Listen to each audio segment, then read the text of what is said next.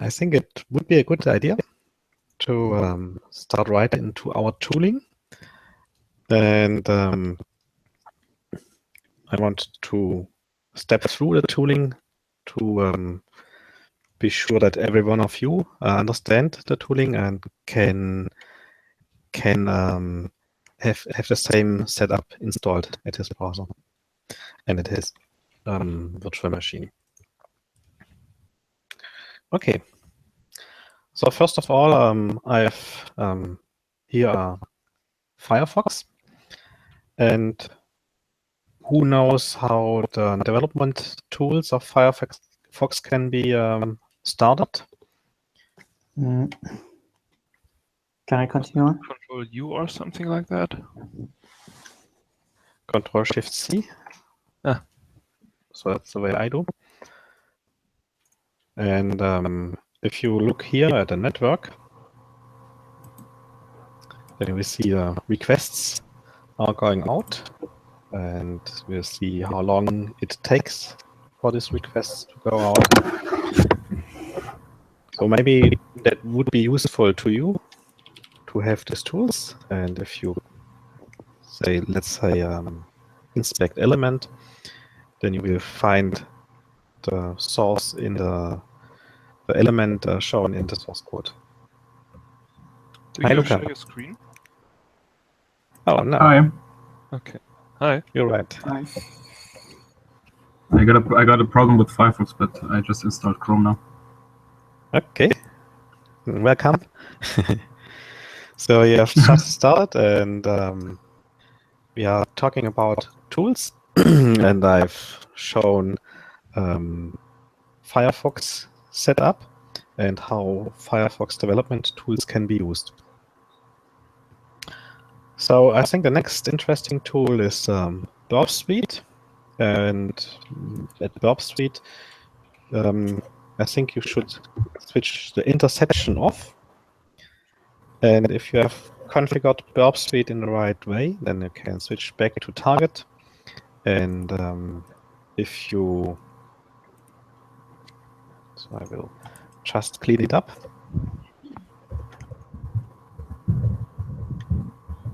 So if you do a request in here, this request will be proxied through the Burp Suite. And as this proxy is catching all the requests and forwarding these requests, the Burp Suite can introspect these requests, and you should find here on the Burp Suite target something like localhost.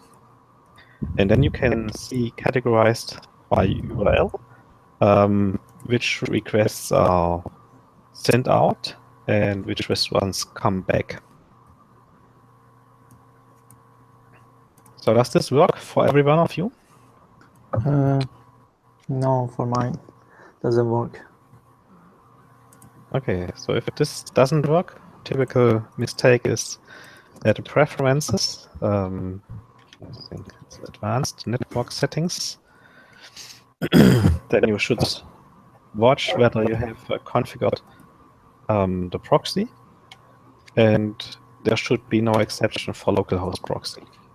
For localhost, there should be no exception of proxy.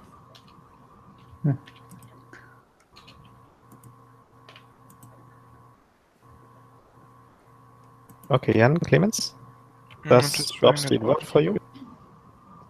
Wait a second.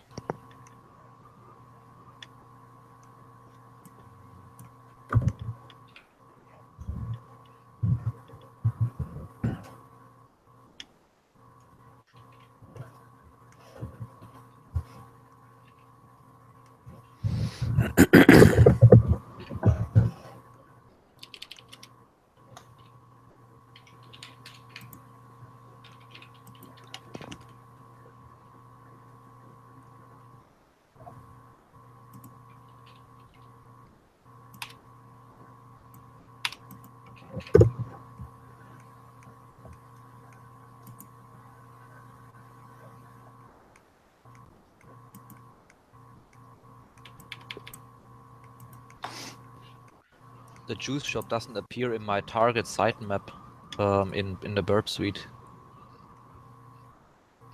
So Then when you should look whether you have exception for proxies. So in default, there's written localhost as exception. So the juice shop does not show up. Okay. So you have to configure manual proxy configuration and proxy to localhost port 8080 for all protocols, and you should remove this exception. Okay. Remove localhost. Okay.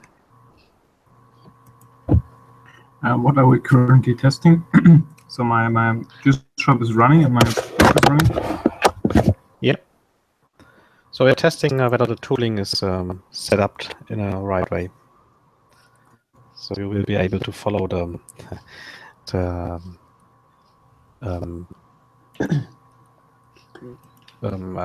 Übungen. Sorry, Michael. Where is the configuration of changing localhost? So Firefox, Because you have yeah, preferences, mhm. advanced network settings. Yeah, I changed it and oh no proxy for I got it.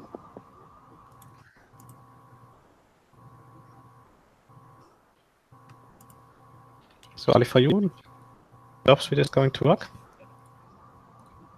Yeah, it works. Okay. Clemens, what's about you?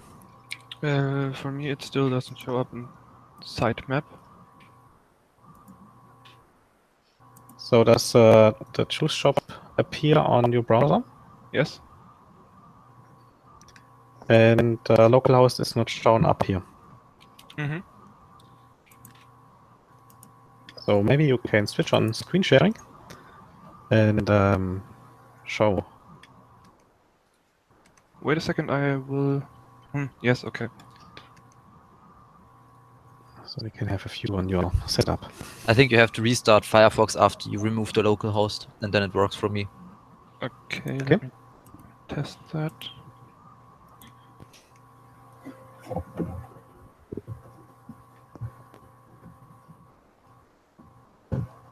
Do I also have to restart WebSuite? No, I didn't do that. But you have to turn off the intercept.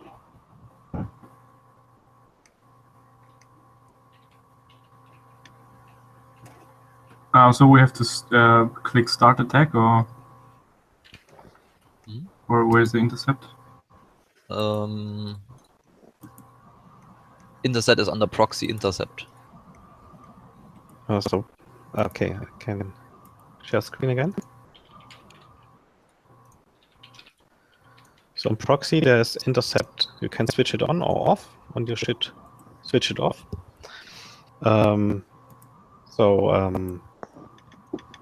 You can work with the application as there would be no interception. So Okay, now it's showing up. okay. And does localhost appear in the browser in the Burp Suite? Yeah, localhost 3000 in the sitemap. Okay, that's great. Okay, so Clemens, what about you? Yes, now it works. Cool. Okay. So I think all the tools are set up in a good way. So let's have a short view on the application itself, so on the juice shop. So the juice shop is written completely in JavaScript. So we have a server instance. It's a Node.js instance or Node.js environment. And in this Node.js environment, JavaScript is executed. And JavaScript will access some files on a content folder. And it will also access database, as databases use SQLite. And you see some JavaScript is also executed in browser. So you can interact with the browser, and you can think about how maybe this execution on a server would occur and then you can think about how to influence some SQL or some content retrieval. So I think that these are important informations for hacking this shop. Okay, other thing around this shop has some search view, so you can view items, shop items in here, and maybe you can log in here. So we have no login. Maybe we should register. We should register ourselves, and if we are registered, then maybe we are able to put some results to some products in our basket, and maybe we can einkaufen. We can buy them.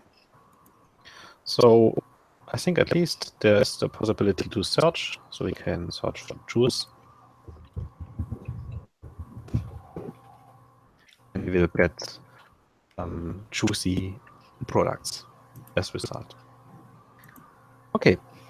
So I think that's the tooling. We have covered all these tools we are using today. And so let's go to the security stuff. So who knows already the OWASP top 10? Yes, I do. They are powerful awareness document for web application security. Yeah. So I think OWASP top 10 is important for every person who is going to write web applications. So these are the most occurring hacks against web applications, and they are described on a web page called OWASP. So Open Web Application Security P. I do not know what P is. Project, I think. And in this OWASP website, you can see the top 10. So top 10 is from 4 years ago, but they are making a contest for the current top 10 also. But I think 4-year-old top 10 is not too bad. So you see there are 10, let's say, intrusion vectors.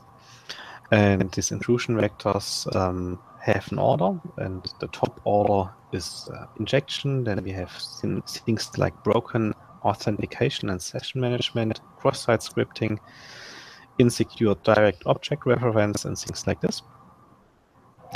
And I think, yeah, so we will cover all these topics today and try some of them against the JuiceShop.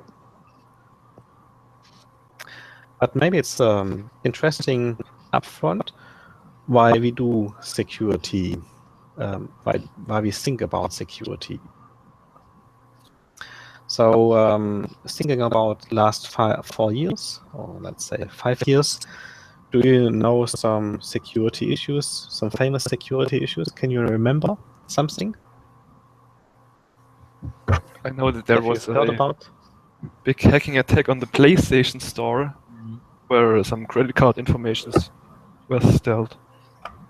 Okay, so credit card information is interesting target. Okay. Also, just a few days ago, there was apparently a leak from WikiLeaks from the CIA that reveals that they can hack something like the smart TV of Samsung and stuff like that. Yeah. And listen to everything you say. It's a great thing because if you hacked the smart TV, then you can activate the microphone and you can activate the webcam.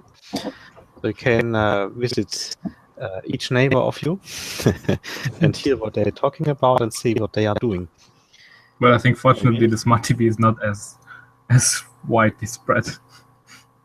Yeah, not now, but I have some friends. They own already one. Oh, really? Okay. Well.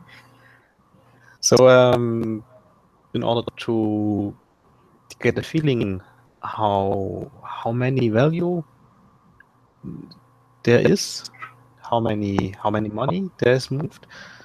So do someone know which service lost? I think 5 years ago, about 170 million accounts. That was a quite famous hack, I think. Did someone has an idea which service this was? I think LinkedIn was hacked also, but I'm not sure how many accounts that was.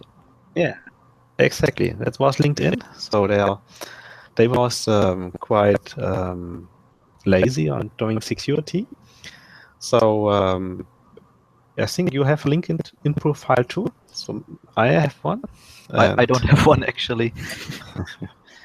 So if you have a profile there, then it would be good to not reuse this password anywhere else.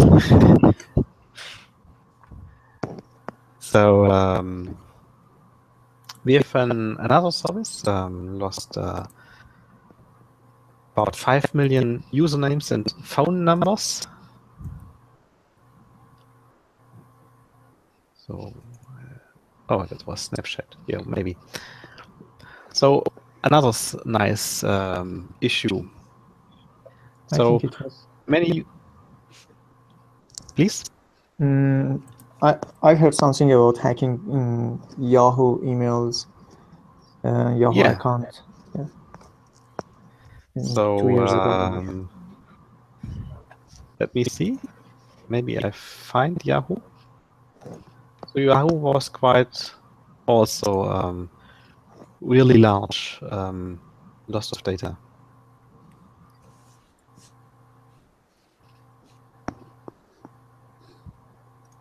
Okay, no, I did not have something about Yahoo. Okay, so another security breaking vector. So many users pushed their access credentials to GitHub for especially one service. Did you know this service?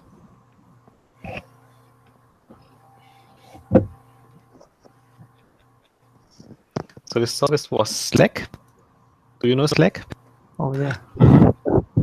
And Slack is accessible by providing security tokens.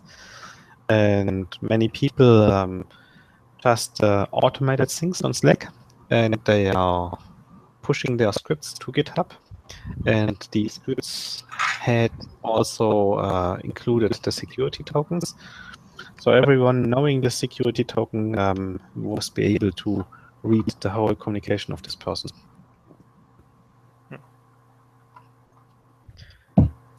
Okay, so maybe some else category. So there is a music hall, and this special music hall allowed access to all bought or sold tickets by accident. Do you know which music hall we are talking about? At least in Germany, it's a very famous one. So it's the Elbphilharmonie from Hamburg, and they managed to have unsecure reference. So that's something like this, unsecure direct object reference. So everyone who was able to estimate some special ID was able to rebook this Eintrittskarte. So there was many people standing for the first concert in front of this Elbphilharmonie, and they had no place because someone else has got his access ticket. Okay, so another security issue. Who does know what is Avalanche is?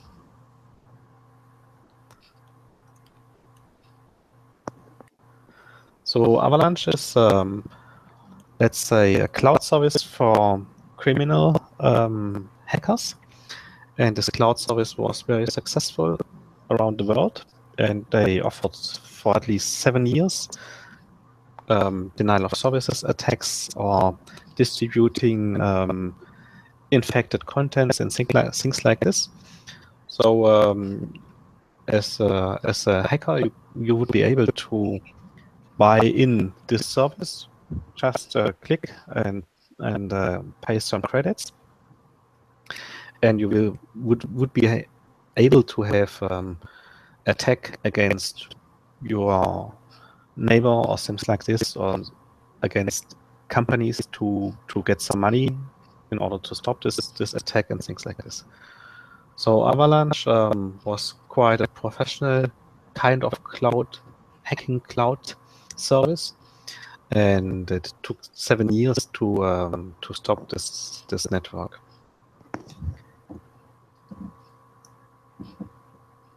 Okay. Yeah. So talking about botnets, if someone knows Mirai?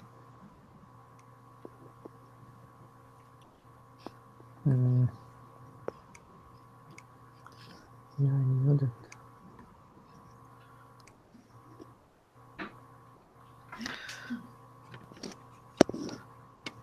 Or did someone heard about the barcode hack?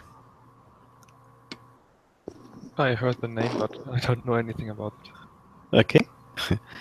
Barcode hack is, let's say, the last example of doing a hack. So on a barcode hack, some young guys, so I have to switch to German.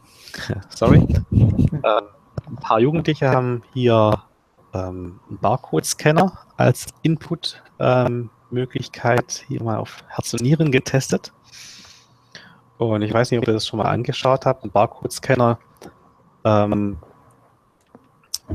wird wie eine ganz normale Tastatur an einen Computer angeschlossen. So, wenn ihr das euch mal vorstellt, da gibt es irgendwie einen Bankautomat und der kann Barcodes einlesen.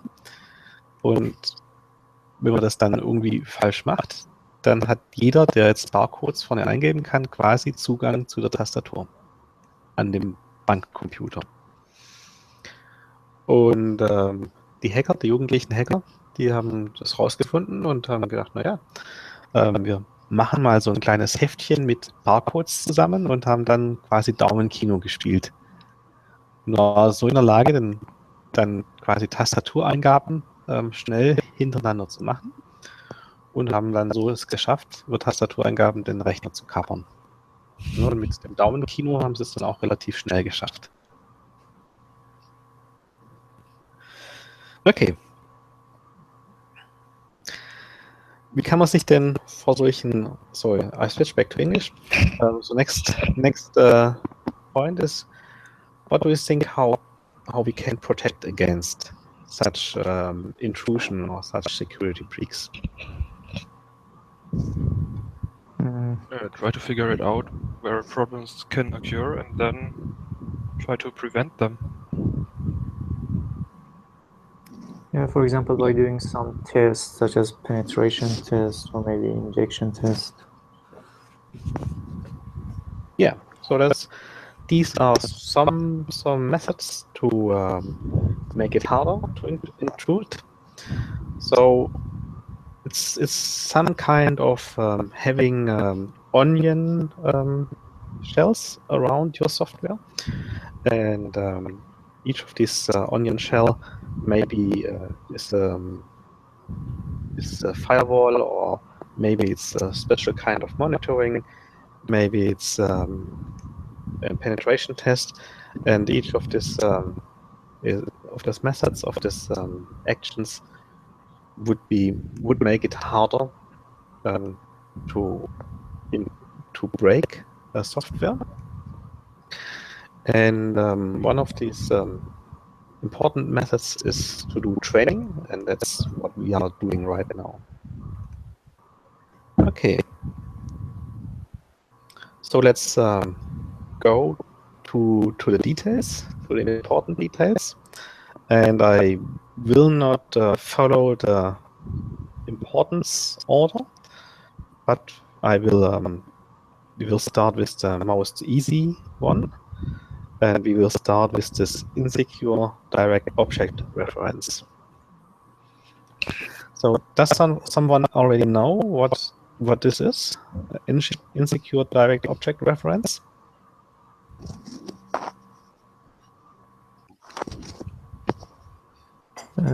I think sometimes attacker, for example, can change parameters to refer to an object of the system or to an object that's belong to a user who is not authorized. Yeah, exactly. That's exactly what insecure direct object references is. And we have an example here. Or maybe we have already found it. So if you watch this product, so you can, for example, view this image. And if you view this image, you may see this product apple juice. So maybe that's something should be secured, or maybe it's something that's accessed directly. And I think if you watch this request on a Bob Suite, then you will find some things, some interesting things. So let's review this again. So on localhost, you will see an API, which will see products, and you will see there's a product 6 called, and this product 6 call, that's some kind of direct object reference. You see the URL here is something like API products, and 6 is a direct object reference. So yeah, we can show other objects. So we can let's take this link, copy URL, and maybe we want to have product 7. We'll find an answer of this request, and you see you get valid data. You get a JuiceShop T-shirt, for example. So maybe that's not very insecure for products, but maybe you will find something else in a JuiceShop. What's worth to access by direct object reference? Okay. Maybe users? For example, or maybe baskets. So I will think we have around 5, or let's say about 10 trials or 10 Übungen. What's Übung in English? Exercise. So we have 10 exercises. So let's limit each exercise to about 7 minutes. And then let's do a presentation of the solution of this exercise so everyone can see. And your first exercise would be hack one insecure direct object reference and access objects not meant to be viewable for you. Okay, so let's go on. I will switch screen sharing off so I can prepare it by myself. And we will meet again in 7 minutes. Is there already some account we can use, or do we have to really create an account? I'm not sure about this, so it's up to you to do some exploration.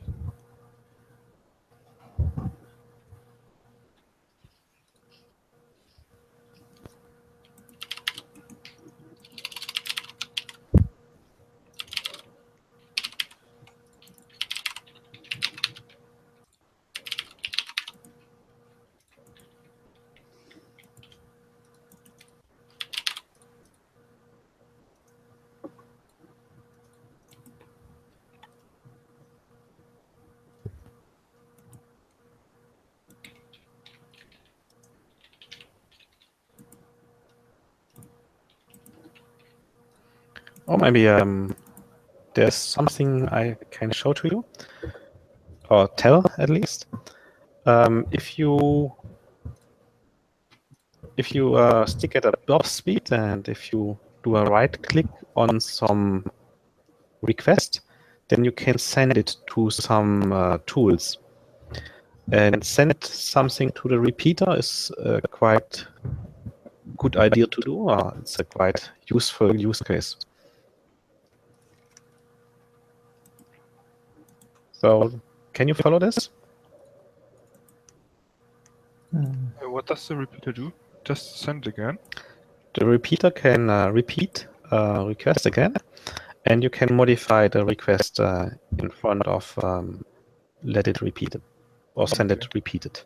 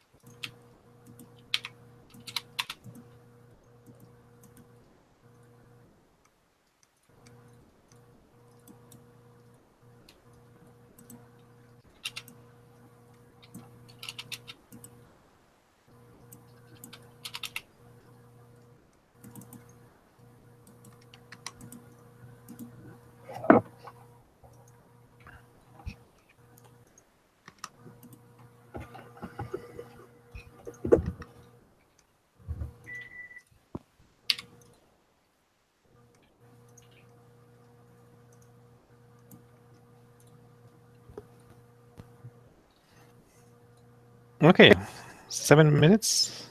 Oh, not over now. Okay, 2 minutes left. So was already someone successful? So I mean, I accessed someone else's basket. Okay. So you got the result. So I if can you see want, what would. yeah. So if you want to do some further hacking and not to, dich nicht zu langweilen, I will send you an URL and you can find other interesting exercises. So I've sent the URL on Telegram to you.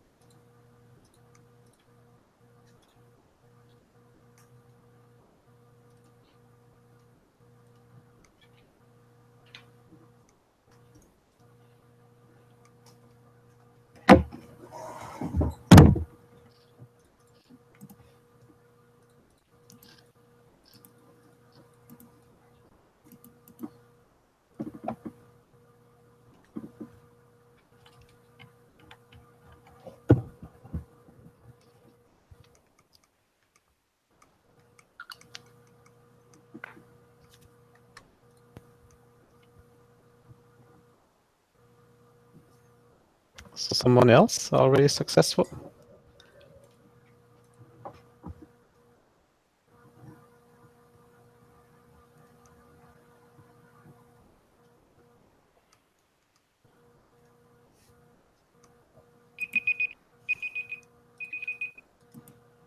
Okay.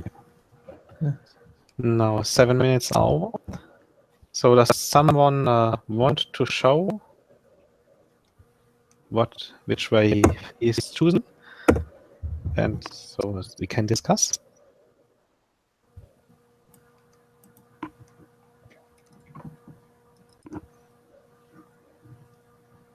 Luca, what's about you? Well, I can show what I did to access the other basket.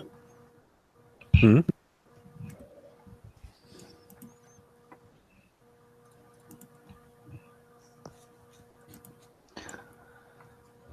So do you see my screen? Yeah. Yes. So I think that's the if I see it correctly, that's a RESTful what's it called? Schnittstelle. Access API. point. Yeah. API, yeah. API where they access the objects. And if I'm getting my own basket, like not empty. Then this will be done. And here, as you see that to get the basket, they are getting basket 4. So basically, all I did was send a repeater, and then you can try getting basket 2 or basket 3. And you see here that what the other person bought or wanted to buy.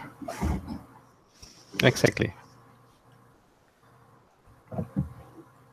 So in order to get some insight on this shop, so at least I registered myself with an test account, and I clicked through the shop, and then I've had a view on the target pane and viewed how the structure of the API and URL was. So in order to learn something about the shop.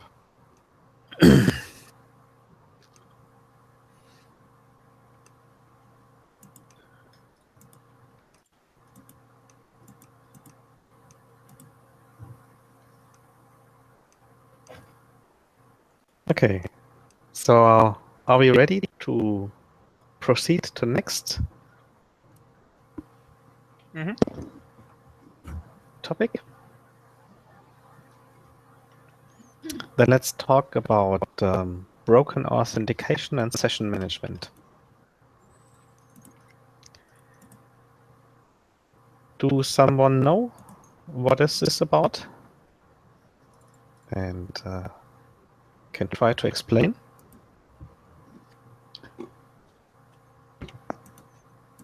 I think it's related to active sessions or managing maybe active sessions. And for example, maybe user authentication, and then changing some mechanism to, for example, to change some important things such as password or maybe username and the other things. Yeah, that's the point, I think. So I can show it to you. So the important thing is if we, so I will log out. If you want to authenticate ourselves, so I have to enter some credentials in here, and these credentials are compared against, let's say, a database or something like this. Or there is a login server, maybe. And this login server gets these credentials, and these credentials are checked. And then the login server will say, okay, this user is authenticated, and we know who it is. And if I press this login, I can move around in this application, and it's always clear that's me. So if I go to change my password, for example, I I will change my password, so the password of my user. And this information will be sent on by each request, and typically that's stored or that's there's a session used for, and a session is some kind of ID. So I just redo this. Maybe we will see this.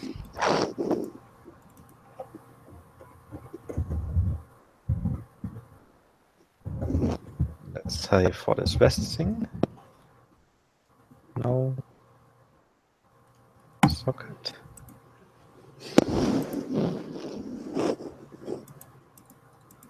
Browser components, maybe not. That's also not.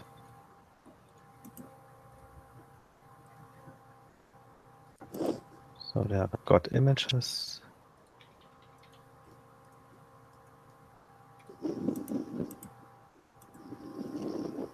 So I will go back and go to change the password again.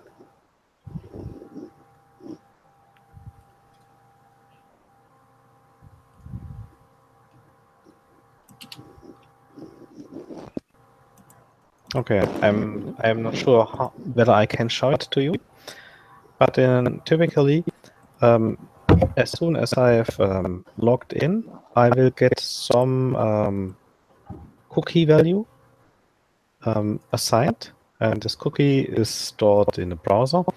And for each request, this cookie value will be sent to the server again, and the server can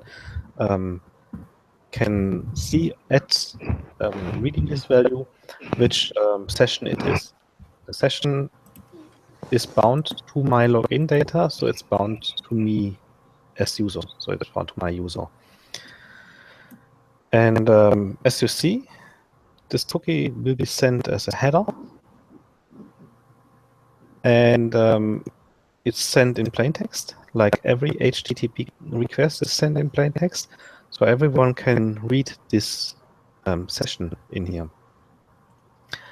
And as everybody can read this session, so everybody would be able to repeat this request or other requests and inject my session in here, so they can act as would I do. So they can act instead of myself, and they can do many things. So do you know how we can protect against this issue? Do you have an idea? First of all, I'm confused about these things because as far as I know, for example, the concept behind the cookie and the session, for example, in Java are different from each other. For example, session will be stored in servers memory, not in browsers of client. And one things that can be prevented to store, for example, data in cookies, we can use session, and every time that we want to, for example, save a kind of username in cookie, we can use some encryption and use maybe some hash, for example, on it, and then store on cookies. And as far as I know, we shouldn't provide any method to store passwords and important data on cookies. So you're right. In Java, sessions are stored on the server side. So the server can say, okay, if I get this session, let's say it's has some AAJ at the end, then the server knows which values are stored for. But to enable the server to identify that this request is coming from your browser, there has stick some piece of information in your browser. And so the session ID itself is stored in your browser and will be resent on every request your browser is sending out. And on the server side, then the server will assign your request to your session. So the business logic can access the session context and can access your request information. And with these two informations combined, the server will be able to do some business operations. So he can increase the memory on your bank account, for example. So session information is stored on server, but the information which session you are in is stored on your browser. So is the difference clear to you, Ali? No, now it's clear. Okay. So again, the question: how can we protect against? Any idea? I think one way we could do this is first not use HTTP. Secondly, not send the information in the header, and maybe use something like digest access authentication, which can prevent replay attacks. Okay. So not using HTTP is, I think, the most important one. So in HTTP, it's all the request and response is sent on clear text through the wire. And if we use HTTPS, everything is sent encrypted. So no one can sit in between and get the information out of the request, which session we are having in here. And let me see. Yeah. So to enforce this, it would be good to have penetration tests, I think, and not send cookies on HTTP requests is also an important option. So think about getting such a cookie from a server. So your session will be stored on your browser, and unfortunately, you will write an URL like this. So we write directly an HTTP URL, and if you're not aware, you will be show your secret, your session ID, to everyone who is listening. So if we can prevent the session cookie for being sent on HTTP requests, this would be a fine idea. And there's a switch. It's called a secure switch for cookies. And if this switch is switched on, then the cookie information will not send through unsecure requests. And I have a question: should we, for example, rent any secure channel for HTTPS? I mean, should we pay any money to, for example, some companies to provide any secure things? You mean for buying certificates? Yeah. Yeah, that would be an option. So I think 2 years before, this was one of the only options. So there was just a few organizations giving away certificates, and the question of certificate was always certificates got trusted by browsers upfront.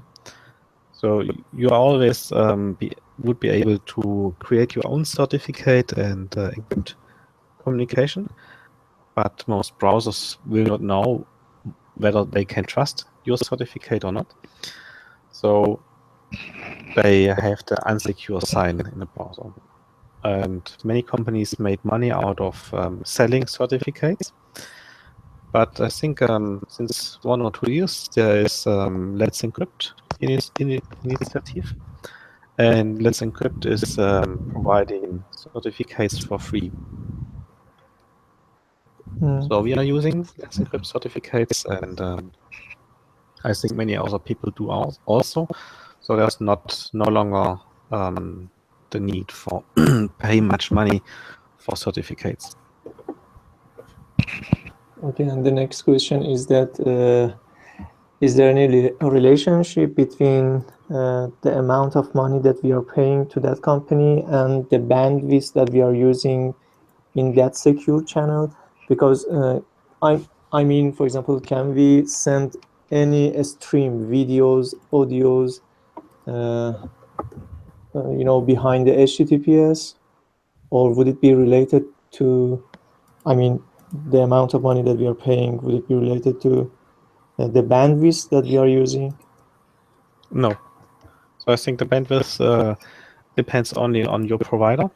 So you have to pay your provider for a higher bandwidth, but HTTP has no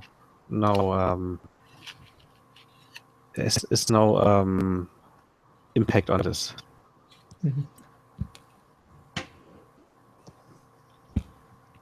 Okay, so let's have a closer look at this broken authentication and session management.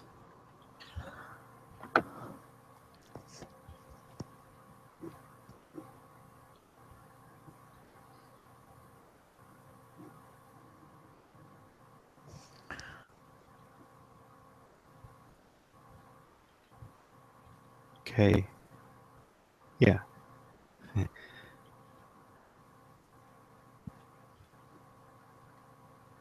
There's some, I think that's describes some nice technique. What do you think if you see such an URL?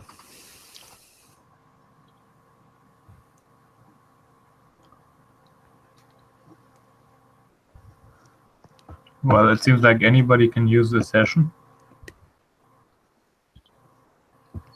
that has the URL. Yeah, but that's not that's not a dangerous point. So if you use HTTPS, no one can see the URL you are sending. The only thing is what can be viewed outside is that you are talking to example.com. So in terms of HTTPS, that's not a problem. But that's the problem with this URL. Think about following scenario.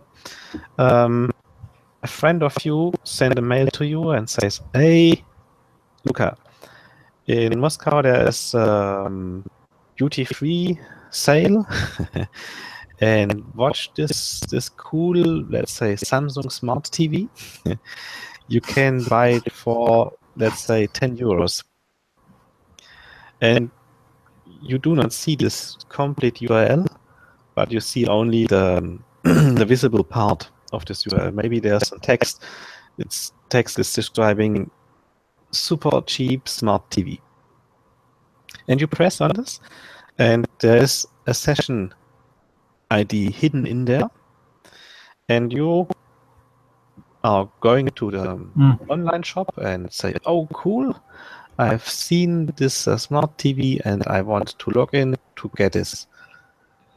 And you got the session, and the session is well known to the sender of the URL. So the sender of this URL has just to wait till you are logging in, and as soon as you logged in, he can act instead of you. So he can buy some really expensive things, and it would be in your name. So maybe he can also change your address, the destination address, and can order these things and get it delivered, and you have to pay for it. So this attack is called session fixation, because the session is injected, and you will access this URL and log in, and as soon as you have logged in, someone else can act instead of you.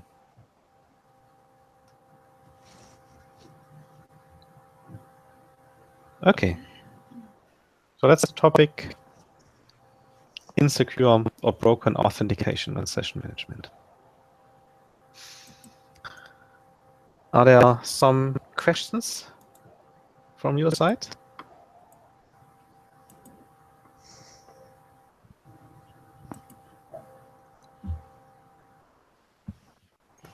If not, then let's go to the next topic. And the next topic is cross-site request forgery.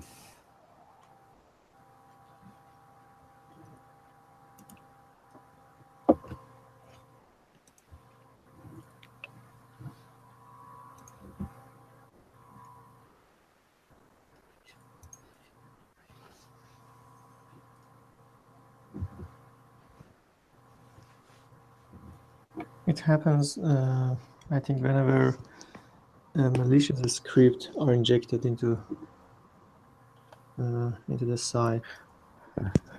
So as I so cross-site request forgery, I'm always missing what's this about. So I have to read by my own first.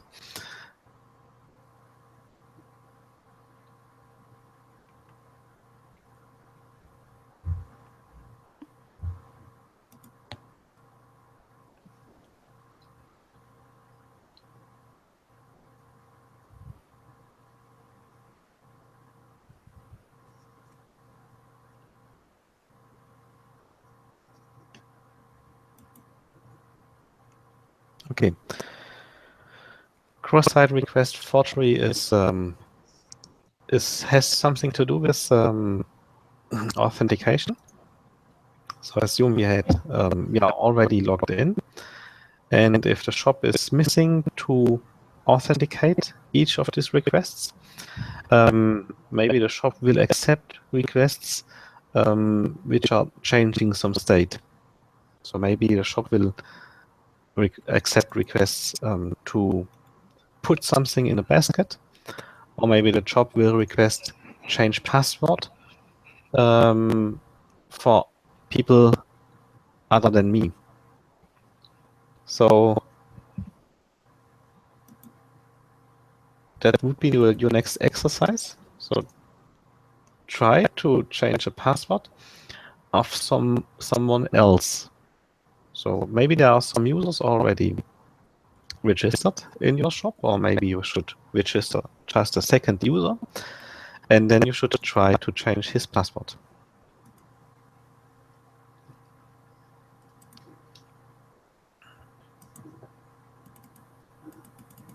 Is cross-site request forgery clear? Clear enough? Or should I reread it to explain it better?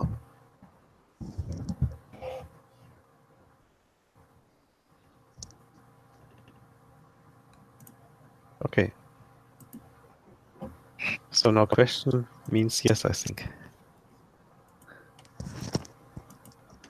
So let's go on and hack the next thing. So change password to users, not you.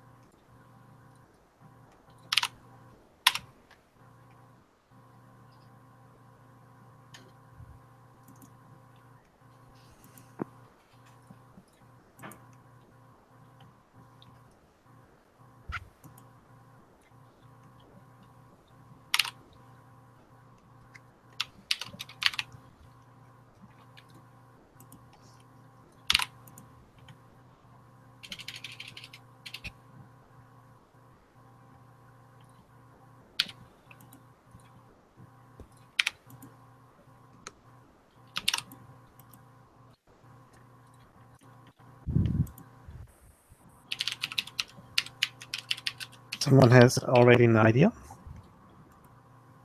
Well, the question is, if we know the token of the person that we want to hack, or if we don't know the token. Because, like, if we know the token, then I mean, then we can just change password request. But no, wait. In that case, we also would have to know the current password. No. So maybe just try to have a close look at this token. Have you all ever thought about how this token can be encoded? And maybe it would be useful to have a look on the decoder tab, and maybe we will find some ideas about.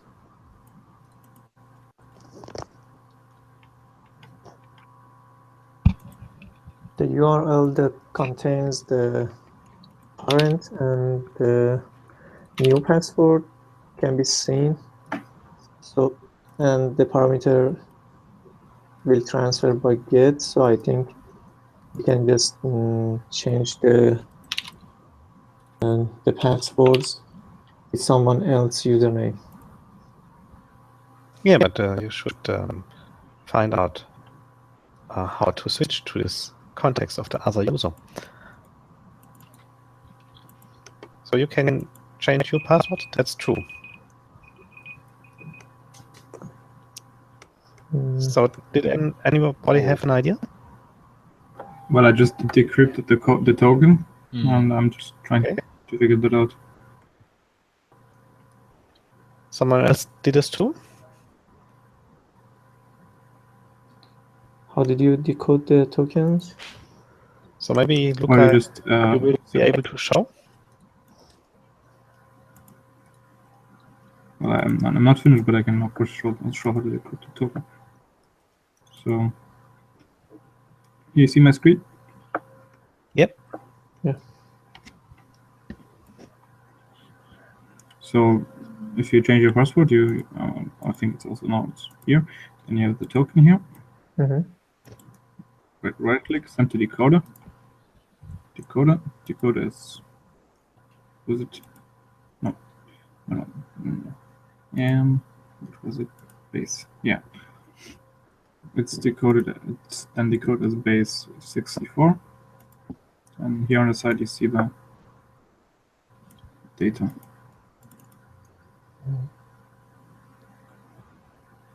Did you find out how to change? Where you can change the numbers here. Yeah. So maybe change this 38. Let's say to 31 or something like this. So you changed the ID. So now you can re-decode. Hey, that's not encrypted. Can encode it again as base 64.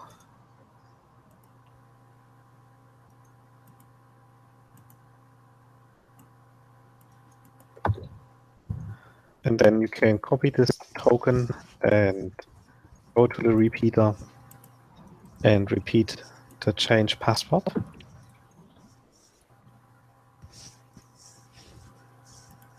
And exchange the token.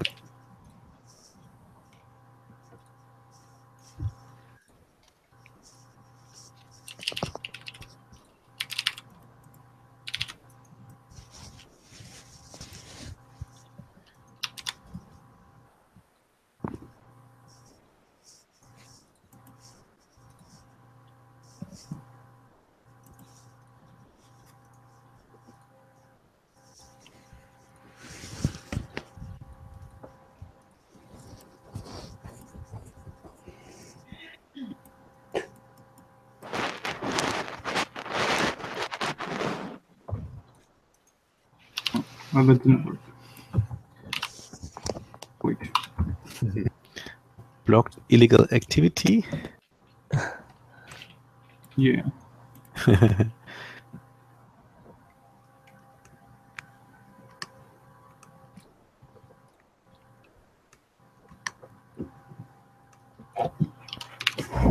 So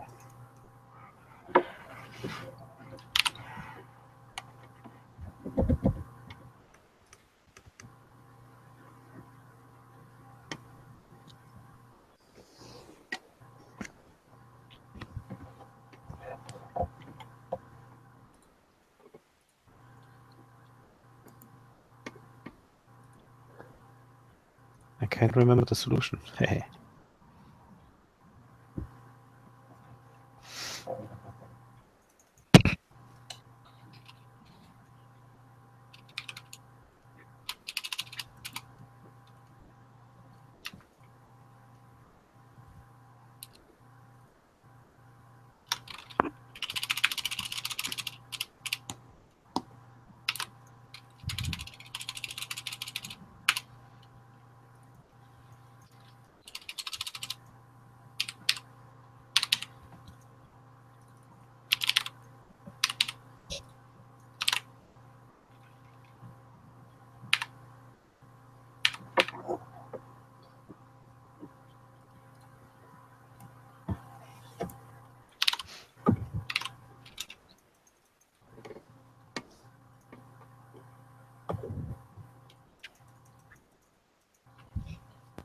Okay, so I think this task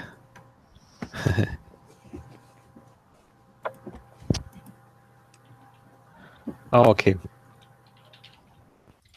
I've mixed up the challenge. So the challenge would be change your password, not password of another user. Oh, in this case, And I think changing your password is quite easy.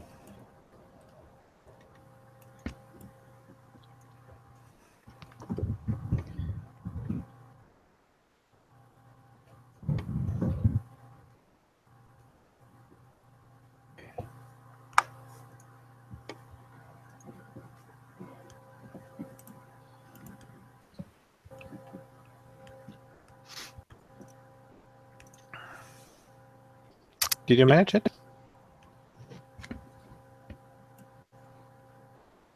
Yeah.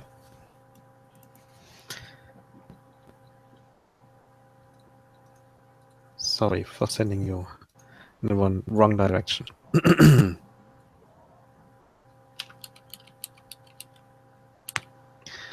Okay. So, Did you get it? mm-hmm.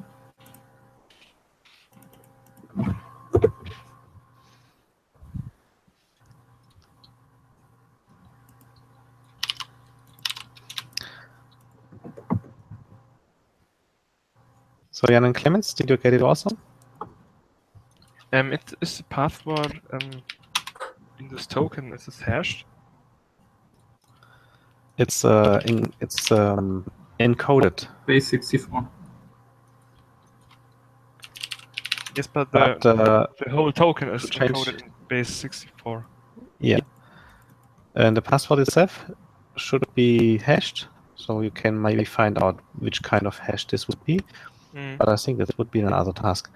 So to change your password, you just have to change the request itself. So maybe I can switch it. I can share the screen. So I can show it to you how to change my password. So can you see my Bob suite? Mm-hmm. So I can just change the password directly in here. And I can resend this request. And I will have a changed password. So I would be able to log in with password test3 again. Oh, so the task was So just again. to replace the URL.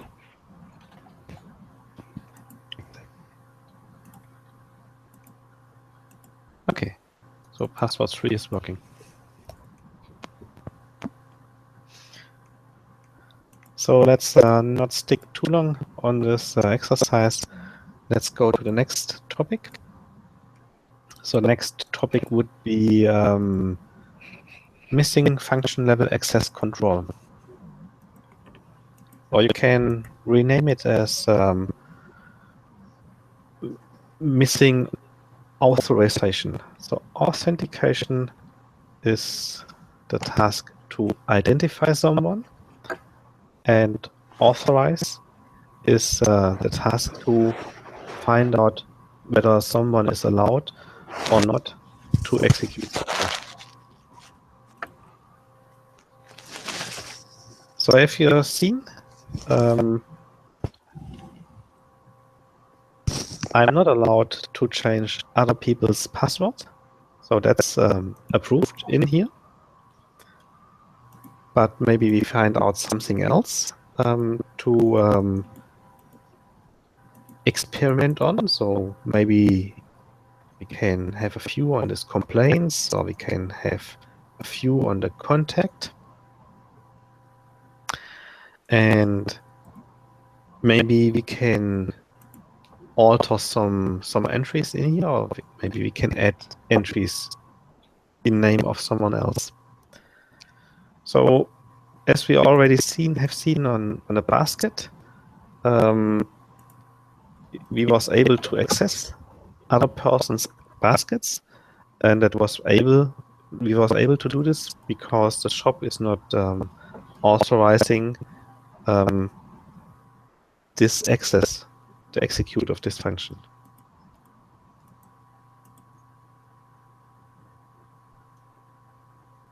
So the pattern always is you can call directly a URL, and if you call this URL directly, then the server will answer to you, and maybe the server is exposing data or is exposing function to you. So I'm not sure whether I explained it good enough. So is it clear what missing function level access control is? So authorization is to authorize someone to access something, and missing what was it? Authorization.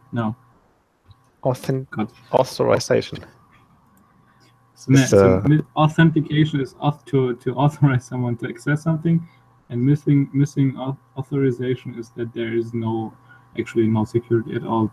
If you know the address, you can access it. Yeah.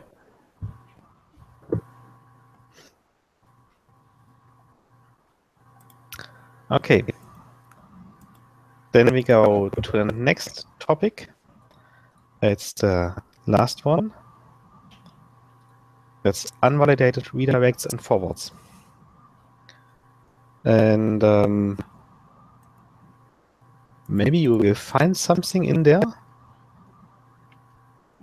which is redirecting you. And maybe it's a good idea to find out whether we can have some influence on this redirection. And if you search for something like, I think.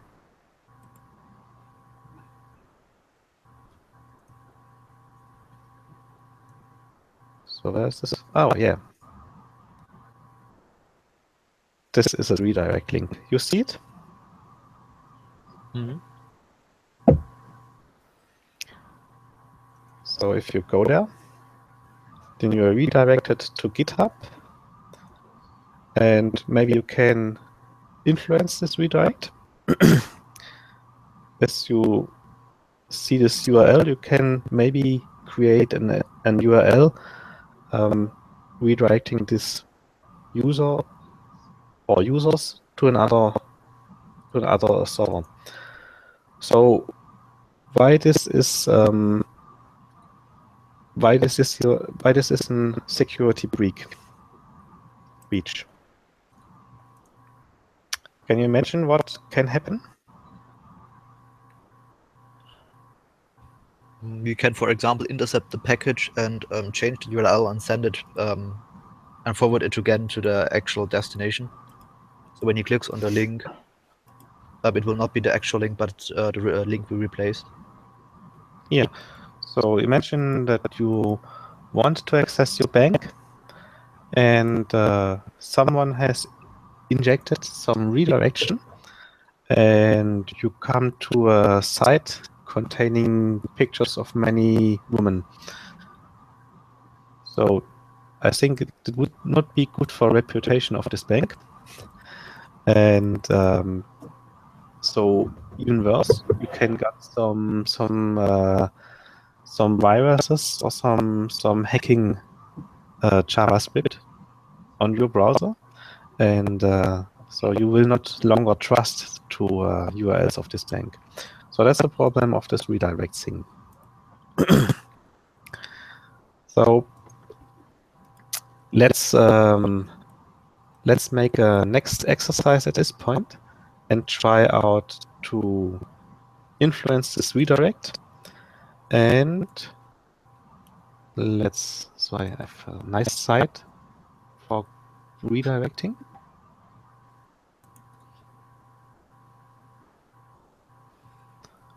So it's just searching the right URL. So let's do a redirect to the following URL. No, that was not the right one.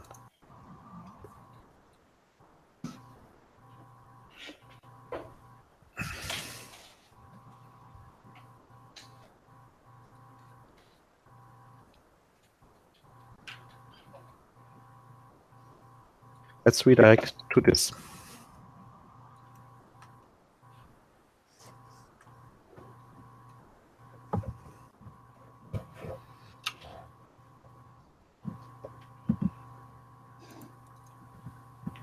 Okay.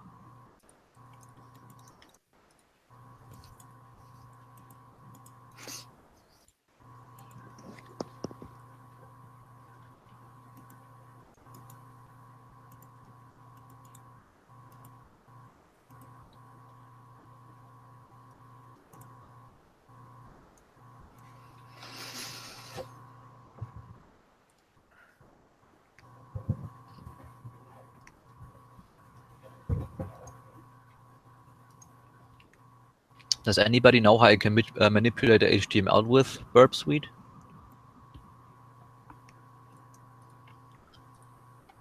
No. What are you thinking about? Since it's written in plain text, I can just edit the HTML and re-forward it, for example. You can just copy the link and just alter this link and maybe this will be enough. You're not forced to alter the HTML, I think.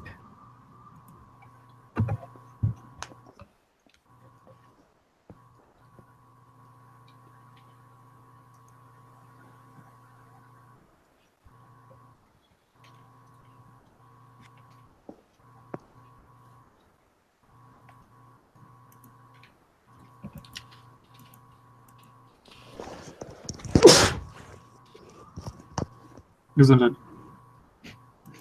Thank you.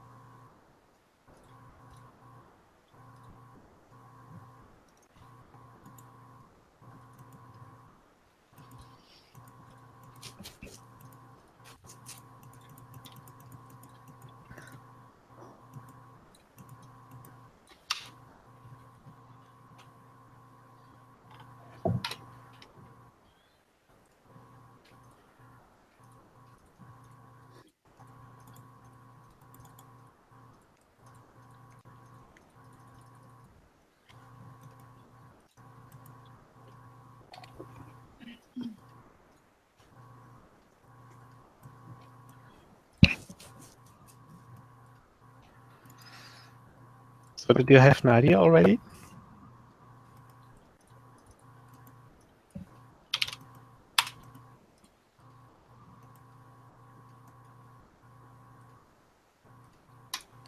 Did someone need some help? Well, when I change the URL, then there is an unrecognized target exception. Mm-hmm. And So an I idea think why this comes? maybe there is a place where the URLs are saved, which can be redirected. Seems to be some kind of whitelisting. What error did you have? This unrecognized target exception. Yeah, me too. And now I And try to any find idea? Any idea how to come around this? No. Did you ever heard about string encoding? Yes. So some systems are interpreting strings till end of line. Some others interpret string and with null byte, and some others want to have something else. But maybe it's a good idea to insert some null byte.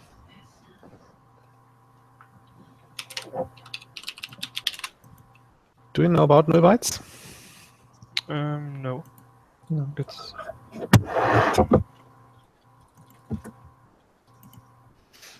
So in HTML, it's written as something like this. okay.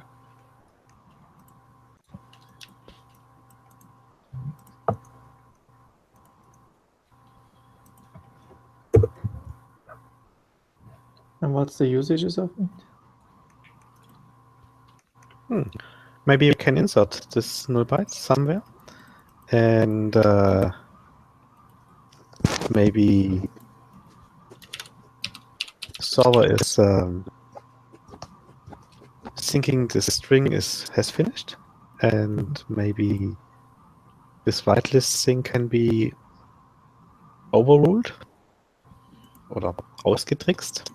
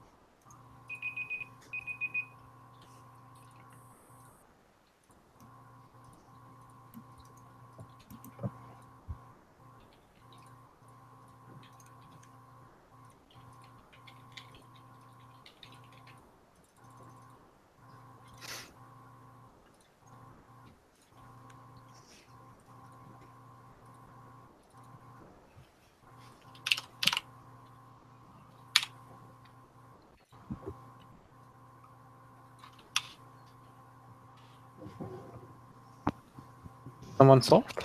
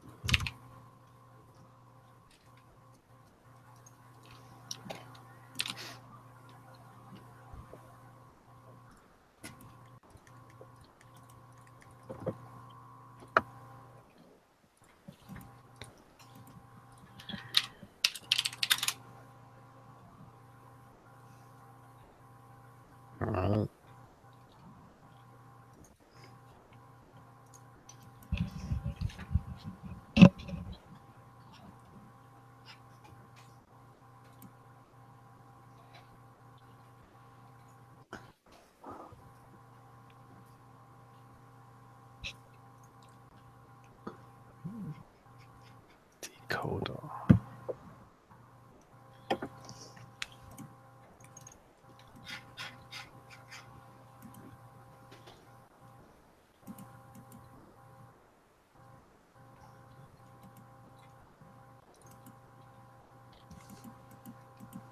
Okay. Someone already a solution? Mm-mm.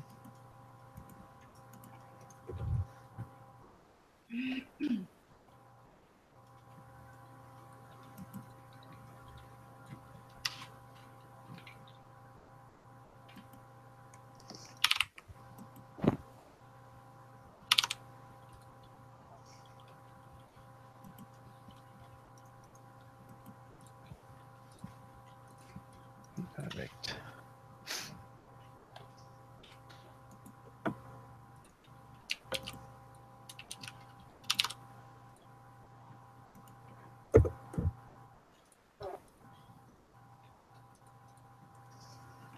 Yeah. Ha!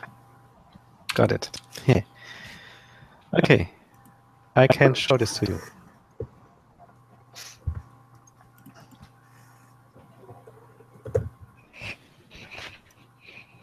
Okay. So as you can see, we have some redirect operation, and I put in this geektyper.com. And in order to prevent this error, I have to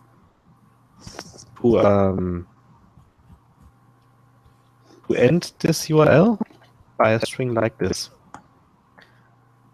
So now I can say, okay, I can inject something in here in order to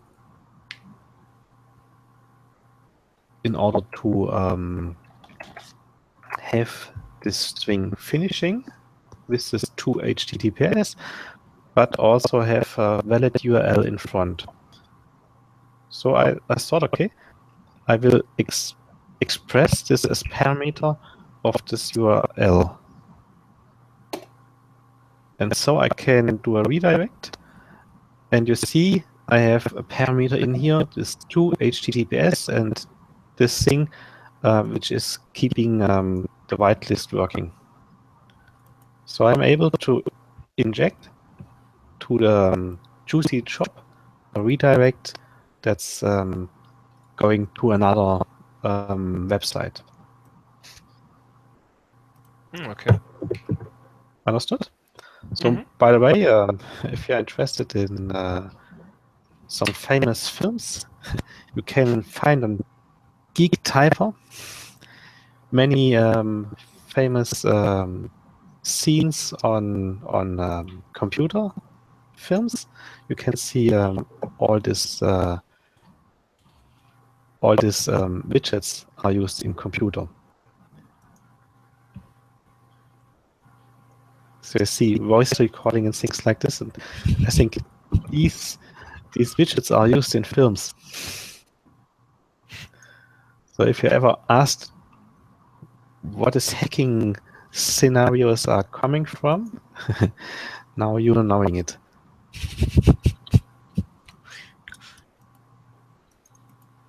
Password decryptor, for example. Okay, I'm but just by the way. Missing the HTML text that's going on the screen in most movies. Yeah. Okay. Okay. So back to serious business.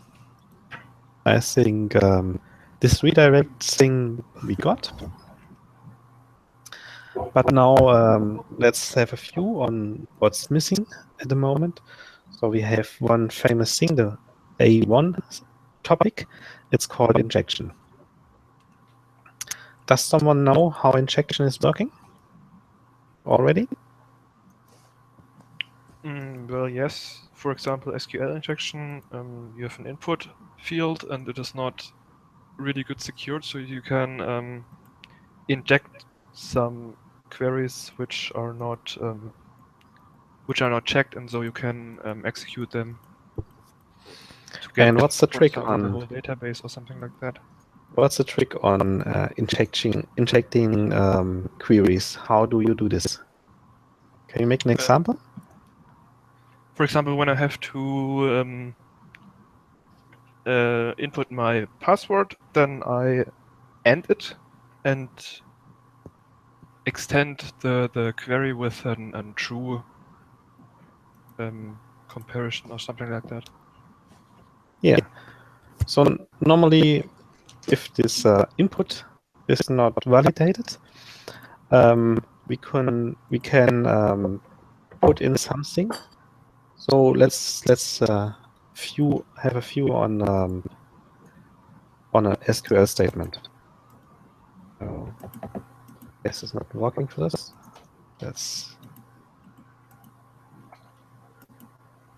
I'm quite unhappy.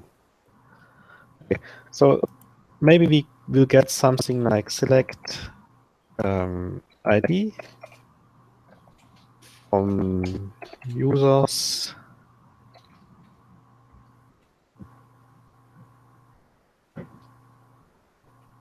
where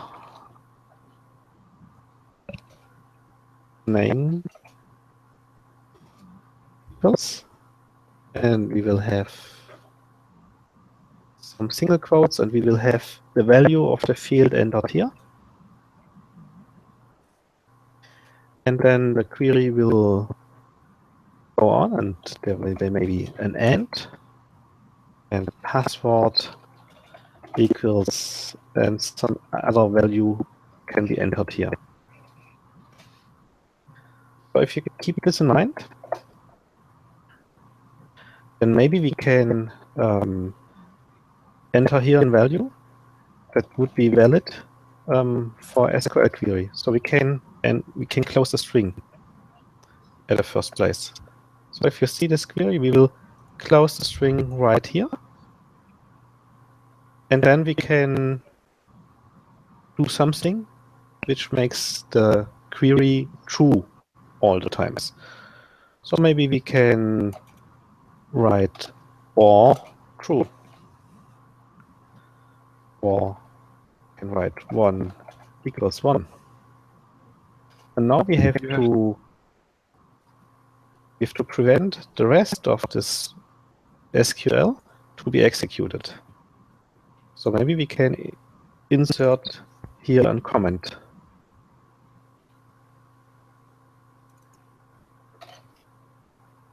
So we can enter something, and let's have a view. Yeah, so we can log in by using SQL injection. Why is it the admin's login? Please? But why is it the admin's login? Okay. So if you have a view on this query,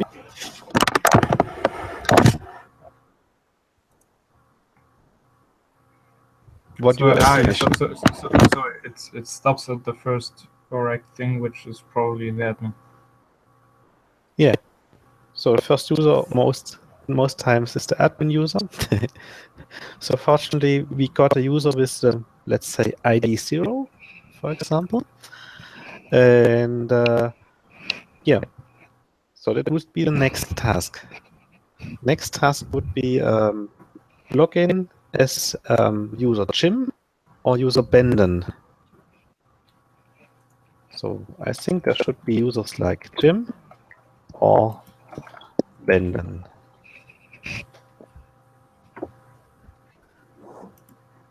So do not log in as admin, but log in as user Jim or Benden. Okay. So let's try SQL injection. Okay, I need to go to the toilet for a second. I will be right back. Okay.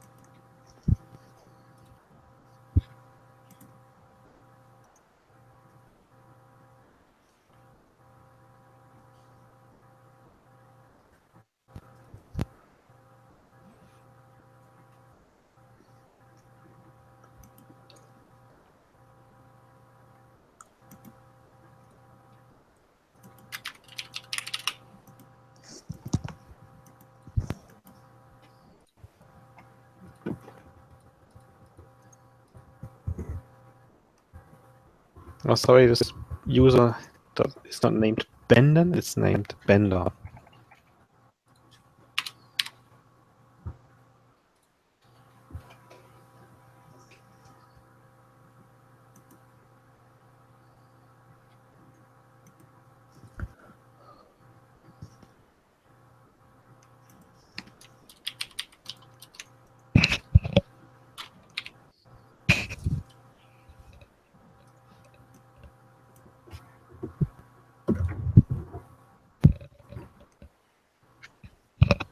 Hey, I'm back.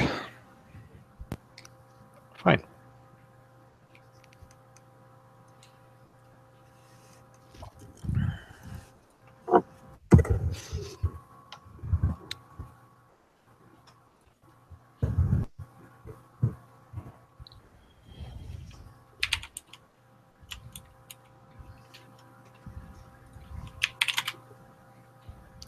Does someone need help?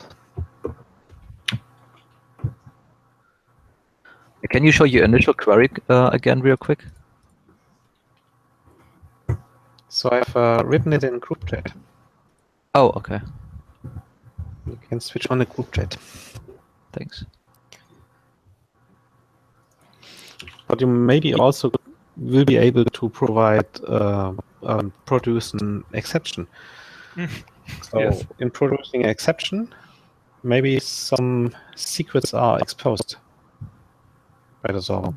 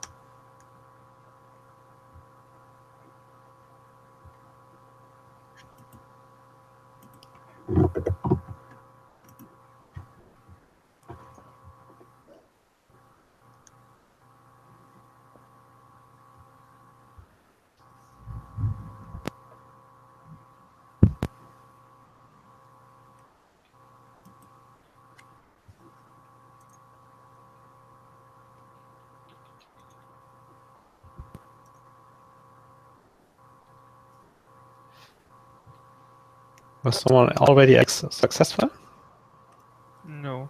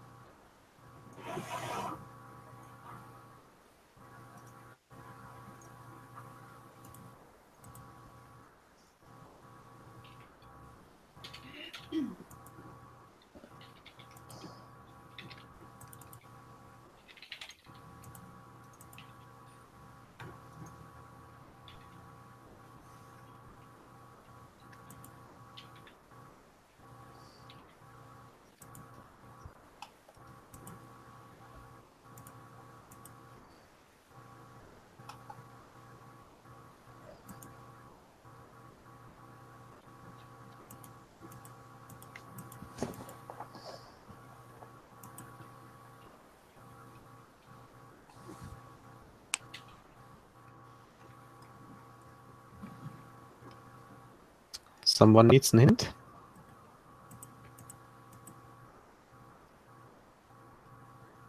No? Why not?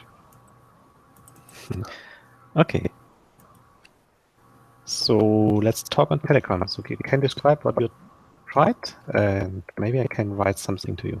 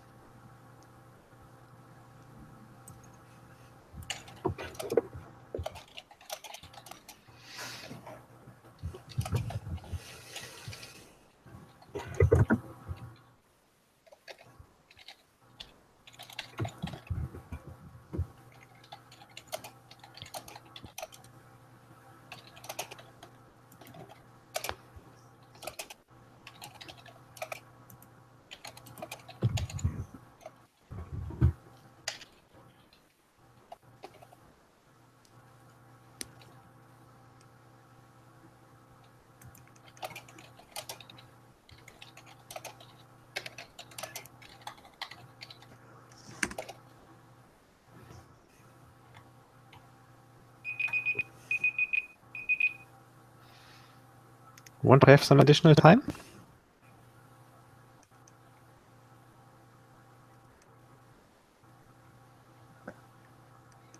A few minutes. Okay.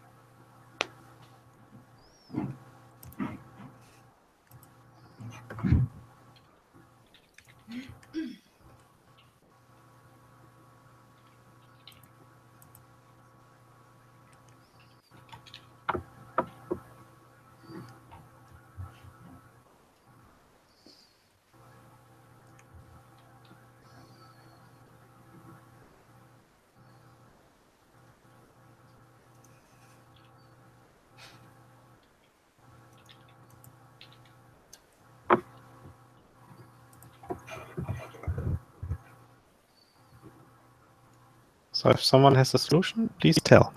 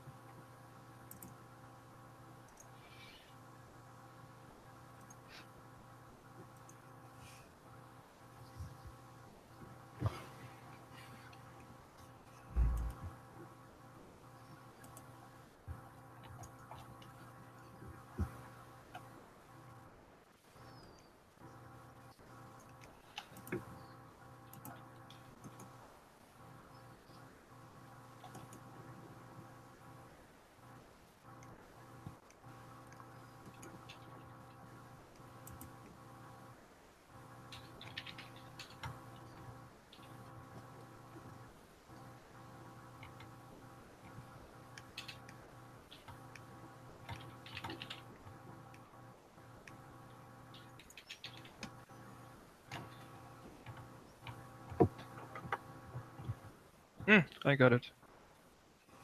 Cool.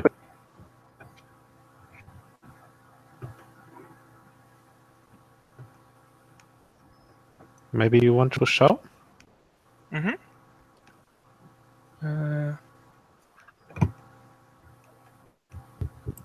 Where can I share my screen? On the left Ah, side. Yes, I have. Yeah.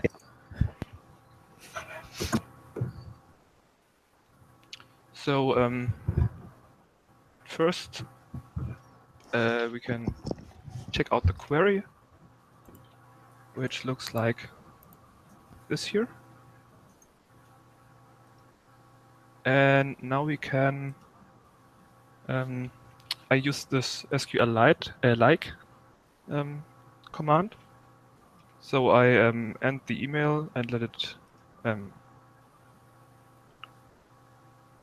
what does leer mean? Empty, right? And then Space. I say or check out the email and try to find something like, and this is a wildcard and vendor, and then we can look. Cool. Someone else got it?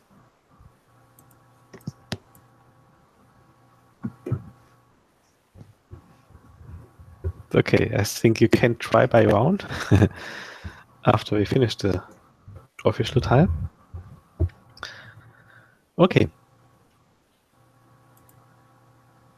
So ready to process to next topic? Mm-hmm. Luca, Jan?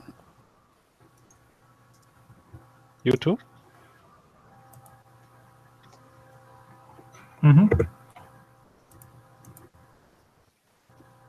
Jan? Ali? Yeah, I'm here. It's Yeah. okay. So Jan is quite silent. Okay. Oh, sorry, I had my microphone muted because my mom walked in a few minutes ago and I didn't realize that. Okay. Yeah, okay. So ready for going further? Yes, I'm ready. Okay. So let's watch the next topic. Next topic is called cross-site scripting, and it has a shorthand. It's called XSS. So what's this cross-site scripting? Do you know? Do someone know? I think this attack would be a kind of maybe injecting scripts.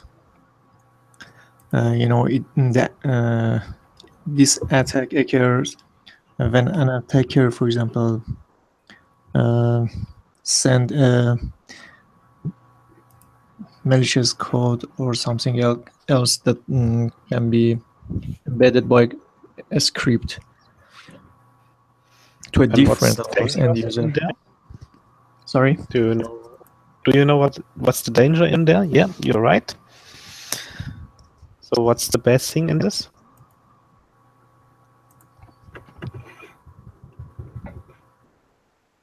The point is that, in this attack, the attacker would be identified by another end user. Not sure about this. So the bad thing is that an attacker can execute JavaScript code on your computer. So example for injecting cross-site scripting is if you put in this search, as you see, this search text, it's outputted on the search result. It's written here, you see? And now if I put in some JavaScript, like alert, some text, I will get this alert. So that's not really bad because I'm just infecting myself or just attacking myself. So you will not see the bad injected text. But if I can leave some cross-site scripting somewhere in the shop where other people may have the option to watch, then that may be worse. So the script can not only alert, but it can send cookies, for example, to someone else, or it can execute malicious code on my computer or on victim's computer. And that's the bad thing about cross-site scripting. And cross-site scripting is happening because the shop is not validating this field and is not checking whether in this field is entered some bad code. And validation is not as easy as it could be. So there are many ways to insert some JavaScripts into a HTML. So scanning for cross-site scripting on search input fields, for example, is quite a hard job. Okay. So do you understand what cross-site scripting does? Mm-hmm. Then the next exercise would be insert some cross-site scripting by your own. I can copy the script to you. So I have done something like this. And maybe you can something insert like this. And the task would be insert this at a location where someone else would be able to see it. So find something where you can enter some text and where this text is displayed again in the shop.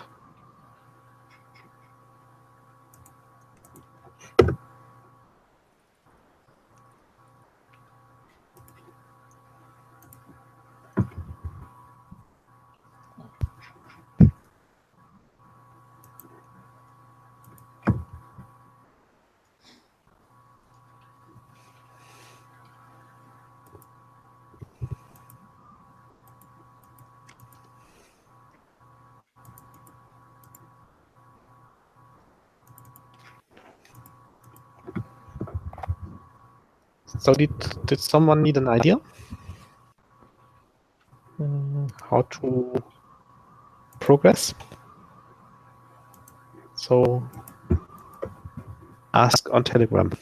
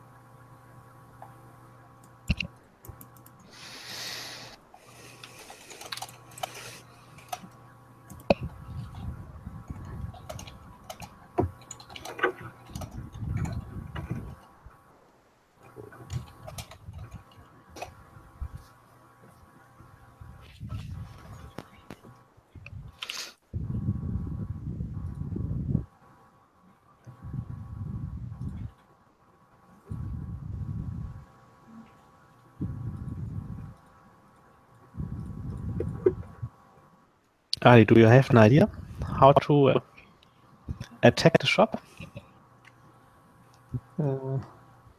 I just searching.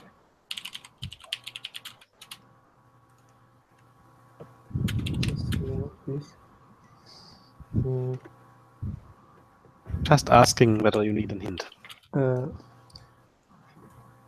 Yeah, I need help because I just tried to comment line that you sent, but I don't understand the second line that is appearing on the website. What does it mean?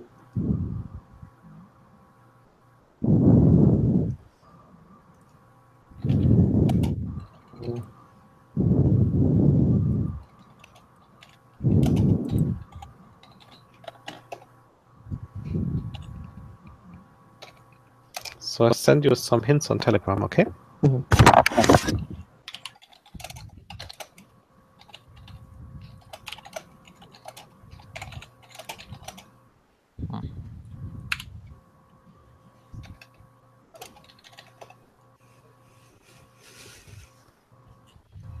Yeah.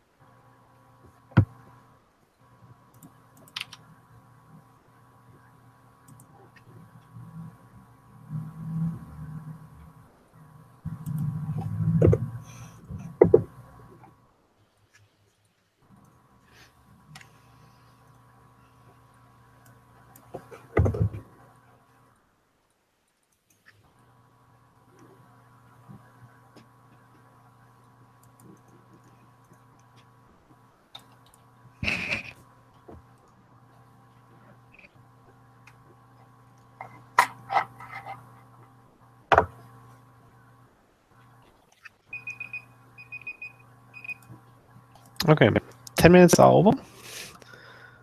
So everyone has an idea, or someone has an idea. I didn't find a solution yet. Okay. So did someone find a solution?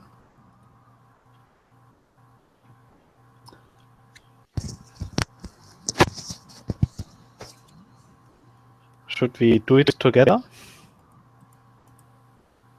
Yes.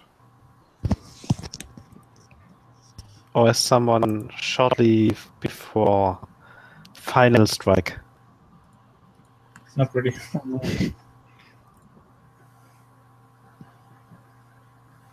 I just found the FTP server of them. It wasn't the exercise. Okay, good. Yeah. Okay, so I can show it to you how you can hack. So the idea is in the contact we can put something in, some text, for example.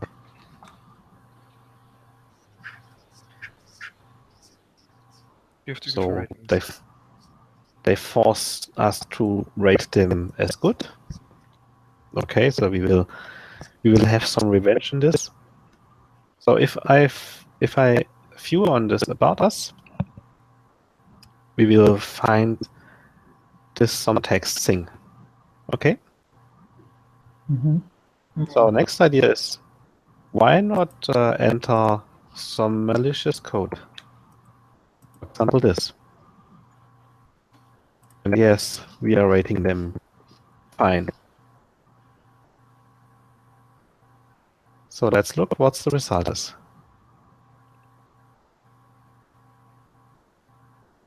So there's written nothing in there. And if we have a view on the request itself, so I think it's located on API,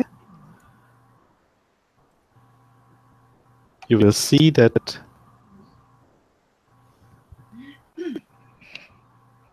the comment is empty. But that's not what we want. So I sent this to the repeater and hope that this comment thing is something about front end. And then I can insert a comment, another comment. For example, I can insert something like this.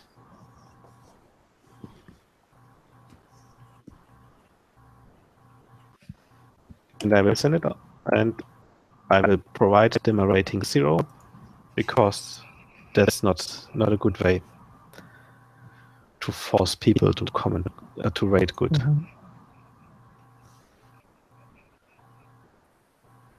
This doesn't work.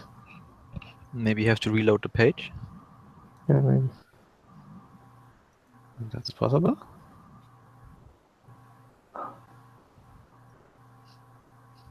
Yeah. That's a 0 rating. We can add some text.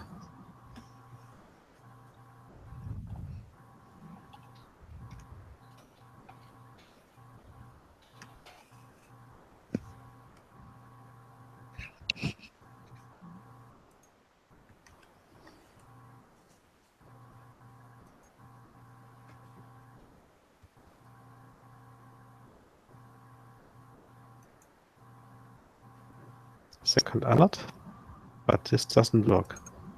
Oh.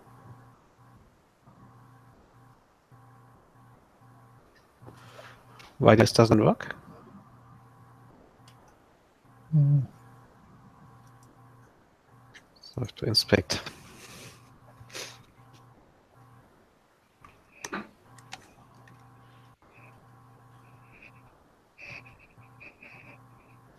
Okay, so someone is filtering out this XSS because someone is thinking all opening brackets are evil, or maybe someone is searching for something like a script. maybe we can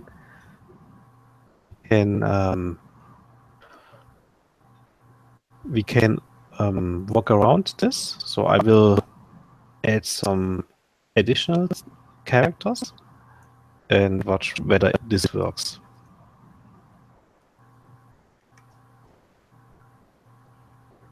So I reloaded it. So this second script thing is coming on.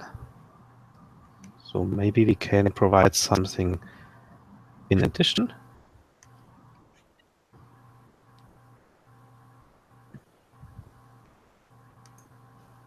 Maybe something like this.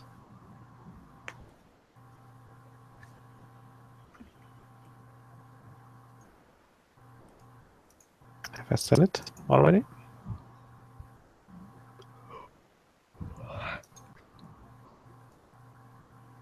Well, if you look at the response, I think it's in the response is already filtered out. Okay.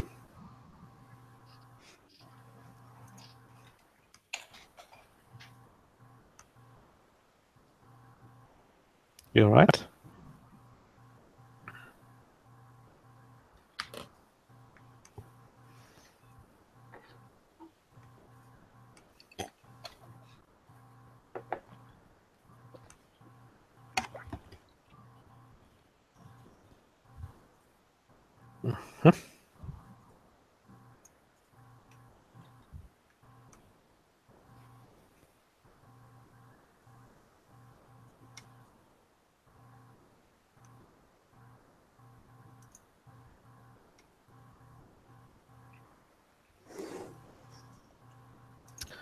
So maybe I want to log in.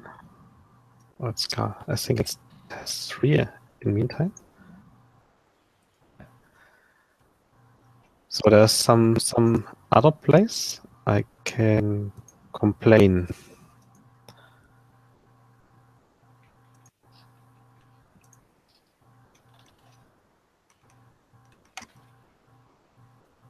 I can submit something and I can watch the complaints in the admin area.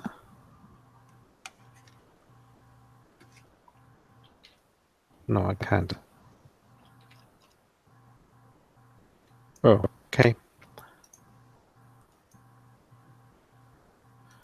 So we need to know valid HTML to express a script and having this two opening brackets.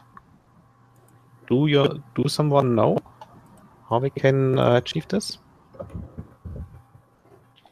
Maybe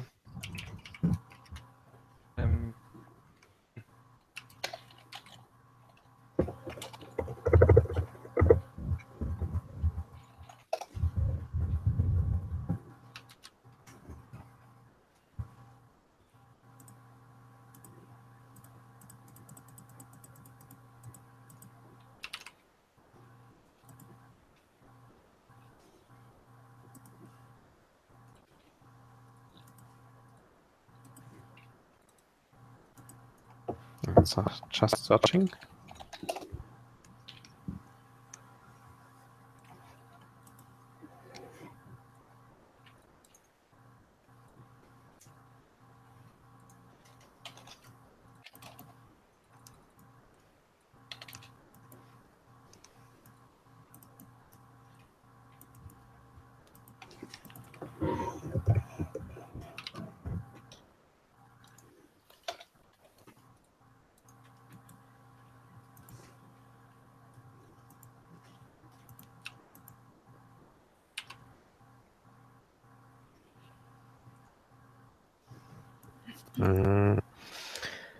If we provide something like this.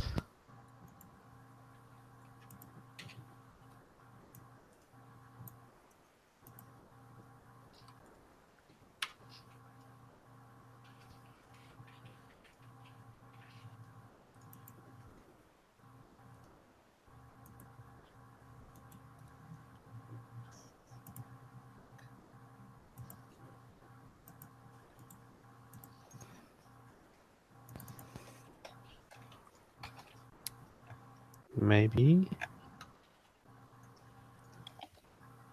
So let's have close view on this again. So we got one opening bracket. Maybe we can do something like this. First opening bracket. Oh yeah. Can you see? We got a script. So now we can write our alert.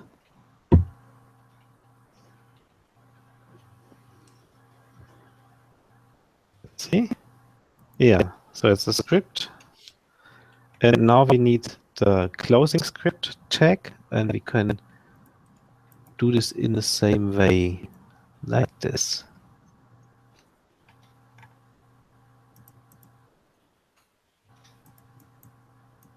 Oh. No, that's right. So that's number 3.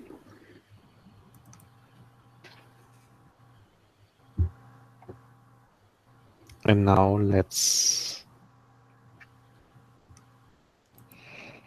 see the about us. Yeah.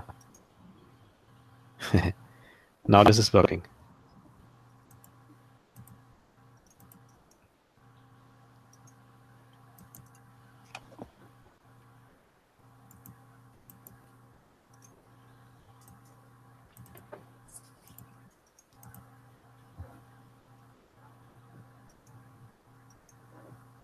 So the finishing move, I want to have this XSS3.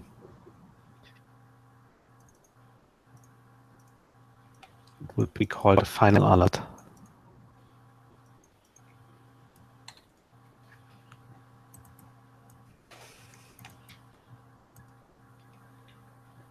So this could work, isn't it? Script alert XSS3 script. And it's a 0 rating. So I think that's good for them. Why is final alert not working?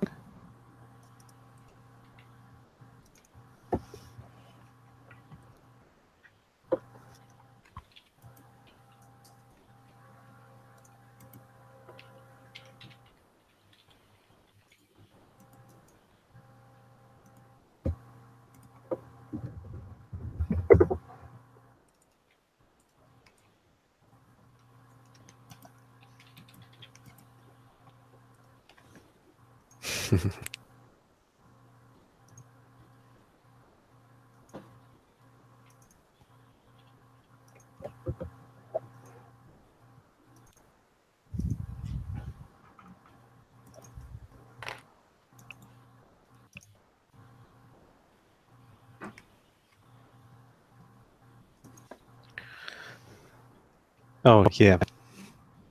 So we should close the bracket again. Let's remove it and send an additional one and reload it.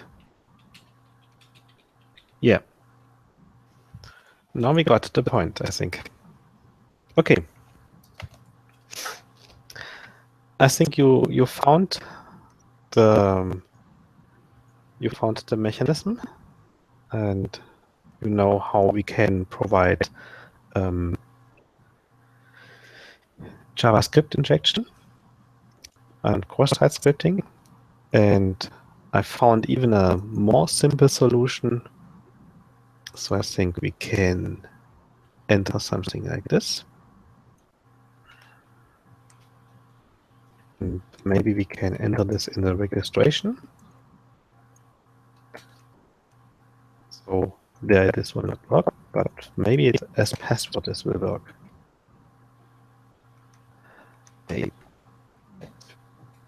dot e, for example. Maybe we can add this in password. Maybe front. Email address is not valid. Okay. So maybe we can make a registration without having this validation in here. So register user, login. Now it's located at the API. So I have to do the registration once again. B E. Let's say test. No. Where was the registration? Maybe in the REST full service. Yeah. User authentication login. Who am I?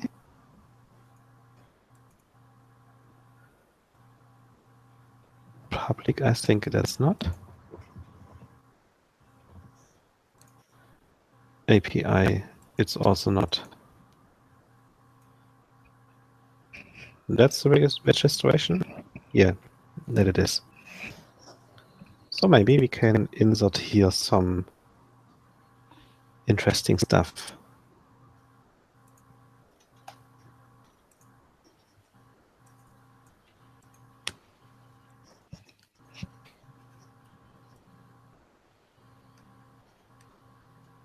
Send this to the repeater. No. So I should send this to the repeater.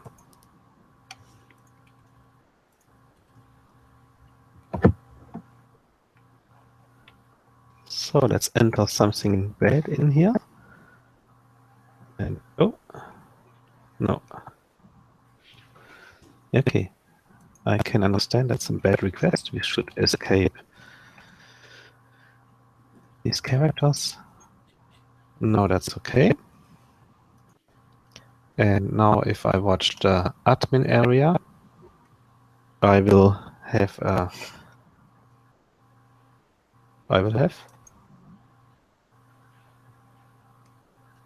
just this injection 3. Okay. It completely is gone. Script alert. Okay. So I think I I mixed up the application itself. Okay. So I think we have mostly done.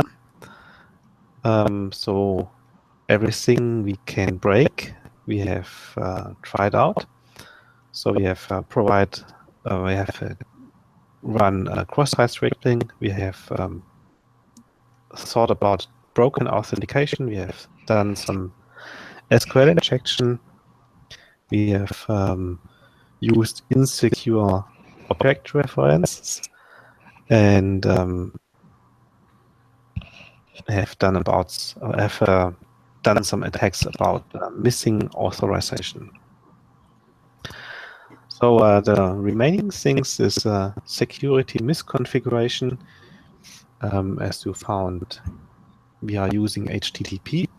That's insecure. And if you do something like this, that would be a security breach.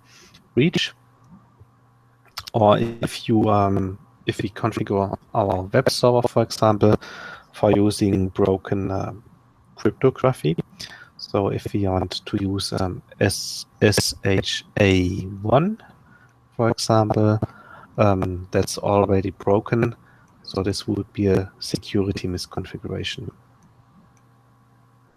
Sensitive data exposure is something like this admin area. So in your shop, there should be displayed the email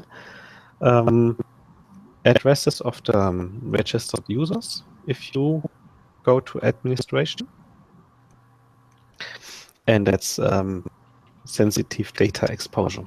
So everyone can read this data, even if he's not has administration access to the application. And finally, No, I we think have they're just shown when you're logged in as admin. He is right now not logged in as admin though. so I'm not logged in at all. So you can try it out. You can log out and go to this URL.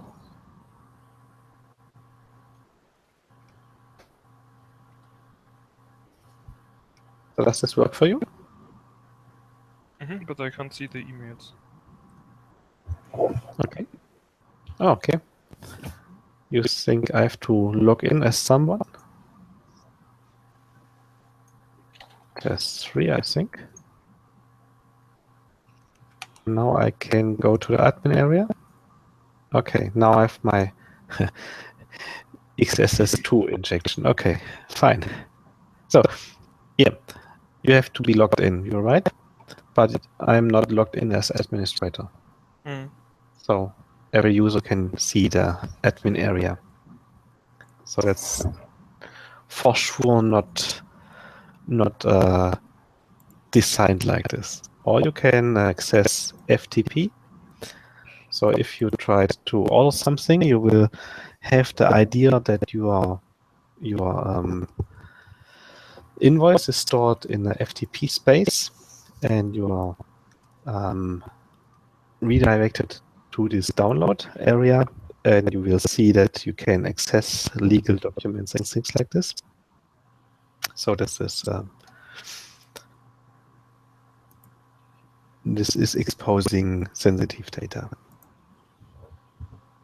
Or even if we are thinking about exceptions, also exceptions are exposing sensitive data. So I can go to login, and if I do something like this,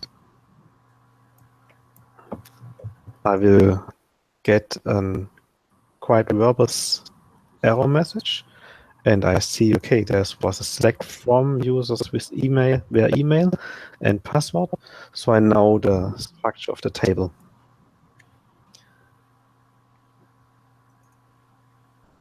Okay. So, and last thing, we have also quite seen. So using components with known vulnerabilities. So we found that the contact formula has some protection, even not on client side, but also on server side, because we have sent this request to the server, and the server had denied and had tried to remove the script tags. So I'm talking about, I think, this request. So at this point, the server tried to remove the script tag, but the used library has some issue with tags like this. And that was the reason why we could insert cross-site scripting even if there was some protection. So they used for their protection an outdated version of the library, and that's always a bad thing. And that's this A9 story about. Okay, I think now we have finished the attack thing, and so now it's up to you to give some feedback. And what do you think about the attacking JuiceShop story? Yes, I liked it pretty much. And I wanted to ask you, where are those exercises that you Yeah. gave to us? So if you have some time, you can strive around, and maybe you will find something like a scoreboard. And a scoreboard, I can send the URL to you. Scoreboard tries to track what exercises you have solved and what not, And sometimes this tracking does not work. You see XSS3 is still unsolved. Instead, we had already Goddess, but they recognize that we have this XSS2 story solved. So sometimes this does not work quite good. But you have an overview on the security issues, and you can try to reach them. And there are difficulty stars, so you can solve the remaining 1-star story, and maybe there are some 2-star stories also. And this final, I say, 5-star stories are quite hard to solve. Okay. So there's also an admin area. You've already seen this. And there's an FTP area. Mm. Okay. Some more feedback?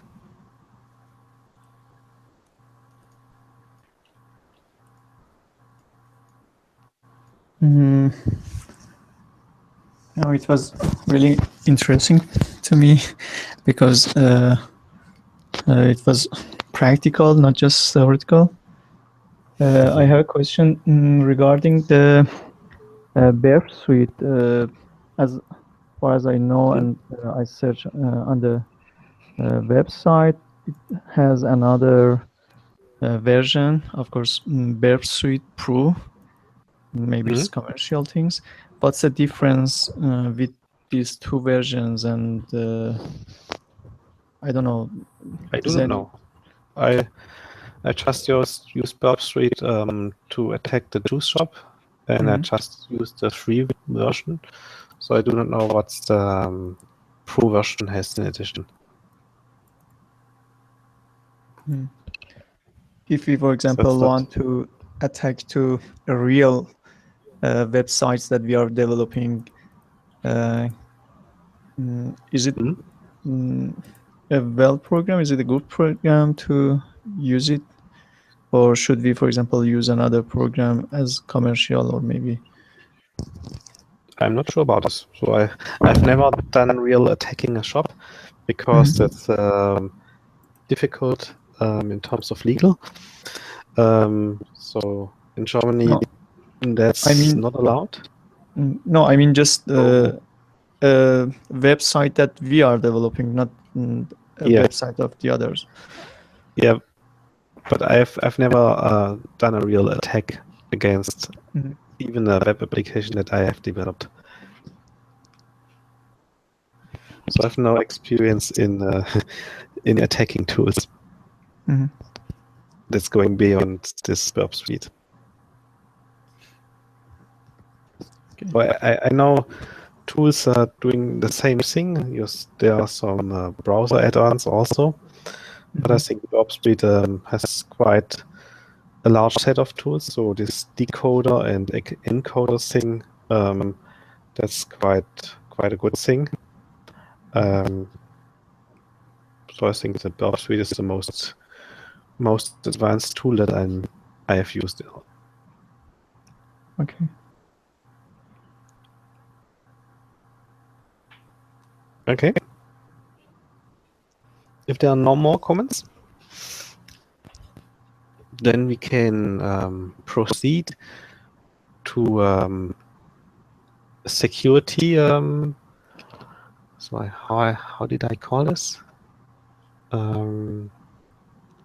Security analysis. But I think we have only 10 minutes left, so we should first discuss when we should proceed and whether we should proceed. So what do you think? Should we do a security analysis, or should we do it in another meeting? Well, I have time now. What do you mean with a security analysis?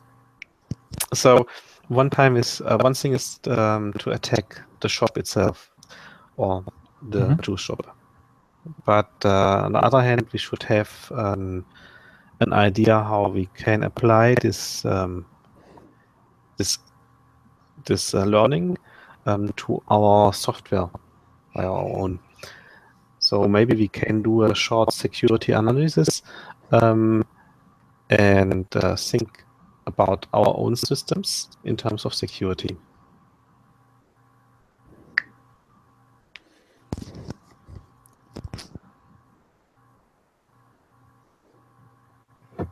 Is it possible So for to do me it in personally, another time?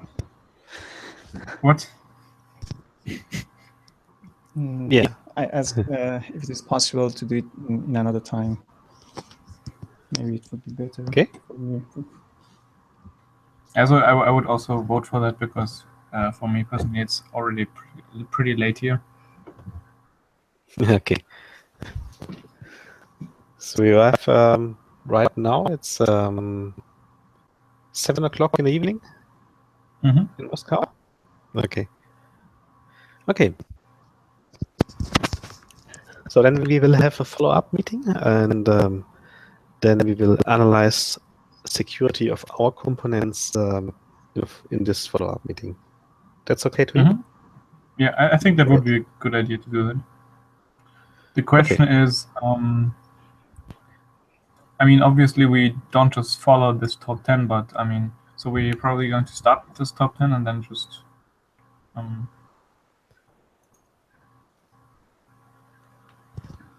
So what's the question? how are you going to proceed after, or are we just going to discuss the top 10? In the security analysis, we will have other insights. So this top 10 are important to know which vectors are going to break our security. So the security analysis itself would be more about identifying assets. So we will go to identify which information would be possible valuable to attackers. So next thing we will discuss who can be an actor, so who can be an attacker. So maybe we will get some insight and would be able to distinguish them. And the third thing we should analyze is which data are flowing through our systems. So which data come in and which data go out, and at which points we should do some security validation, for example.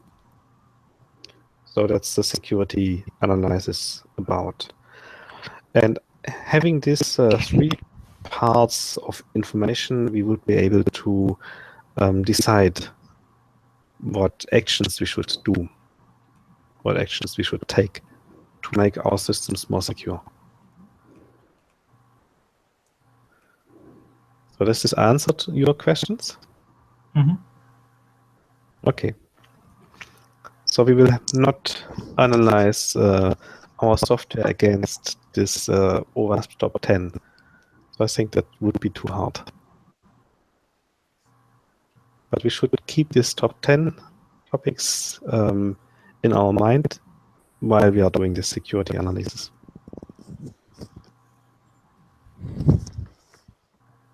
Okay. So will the next meeting today at 7 p.m.?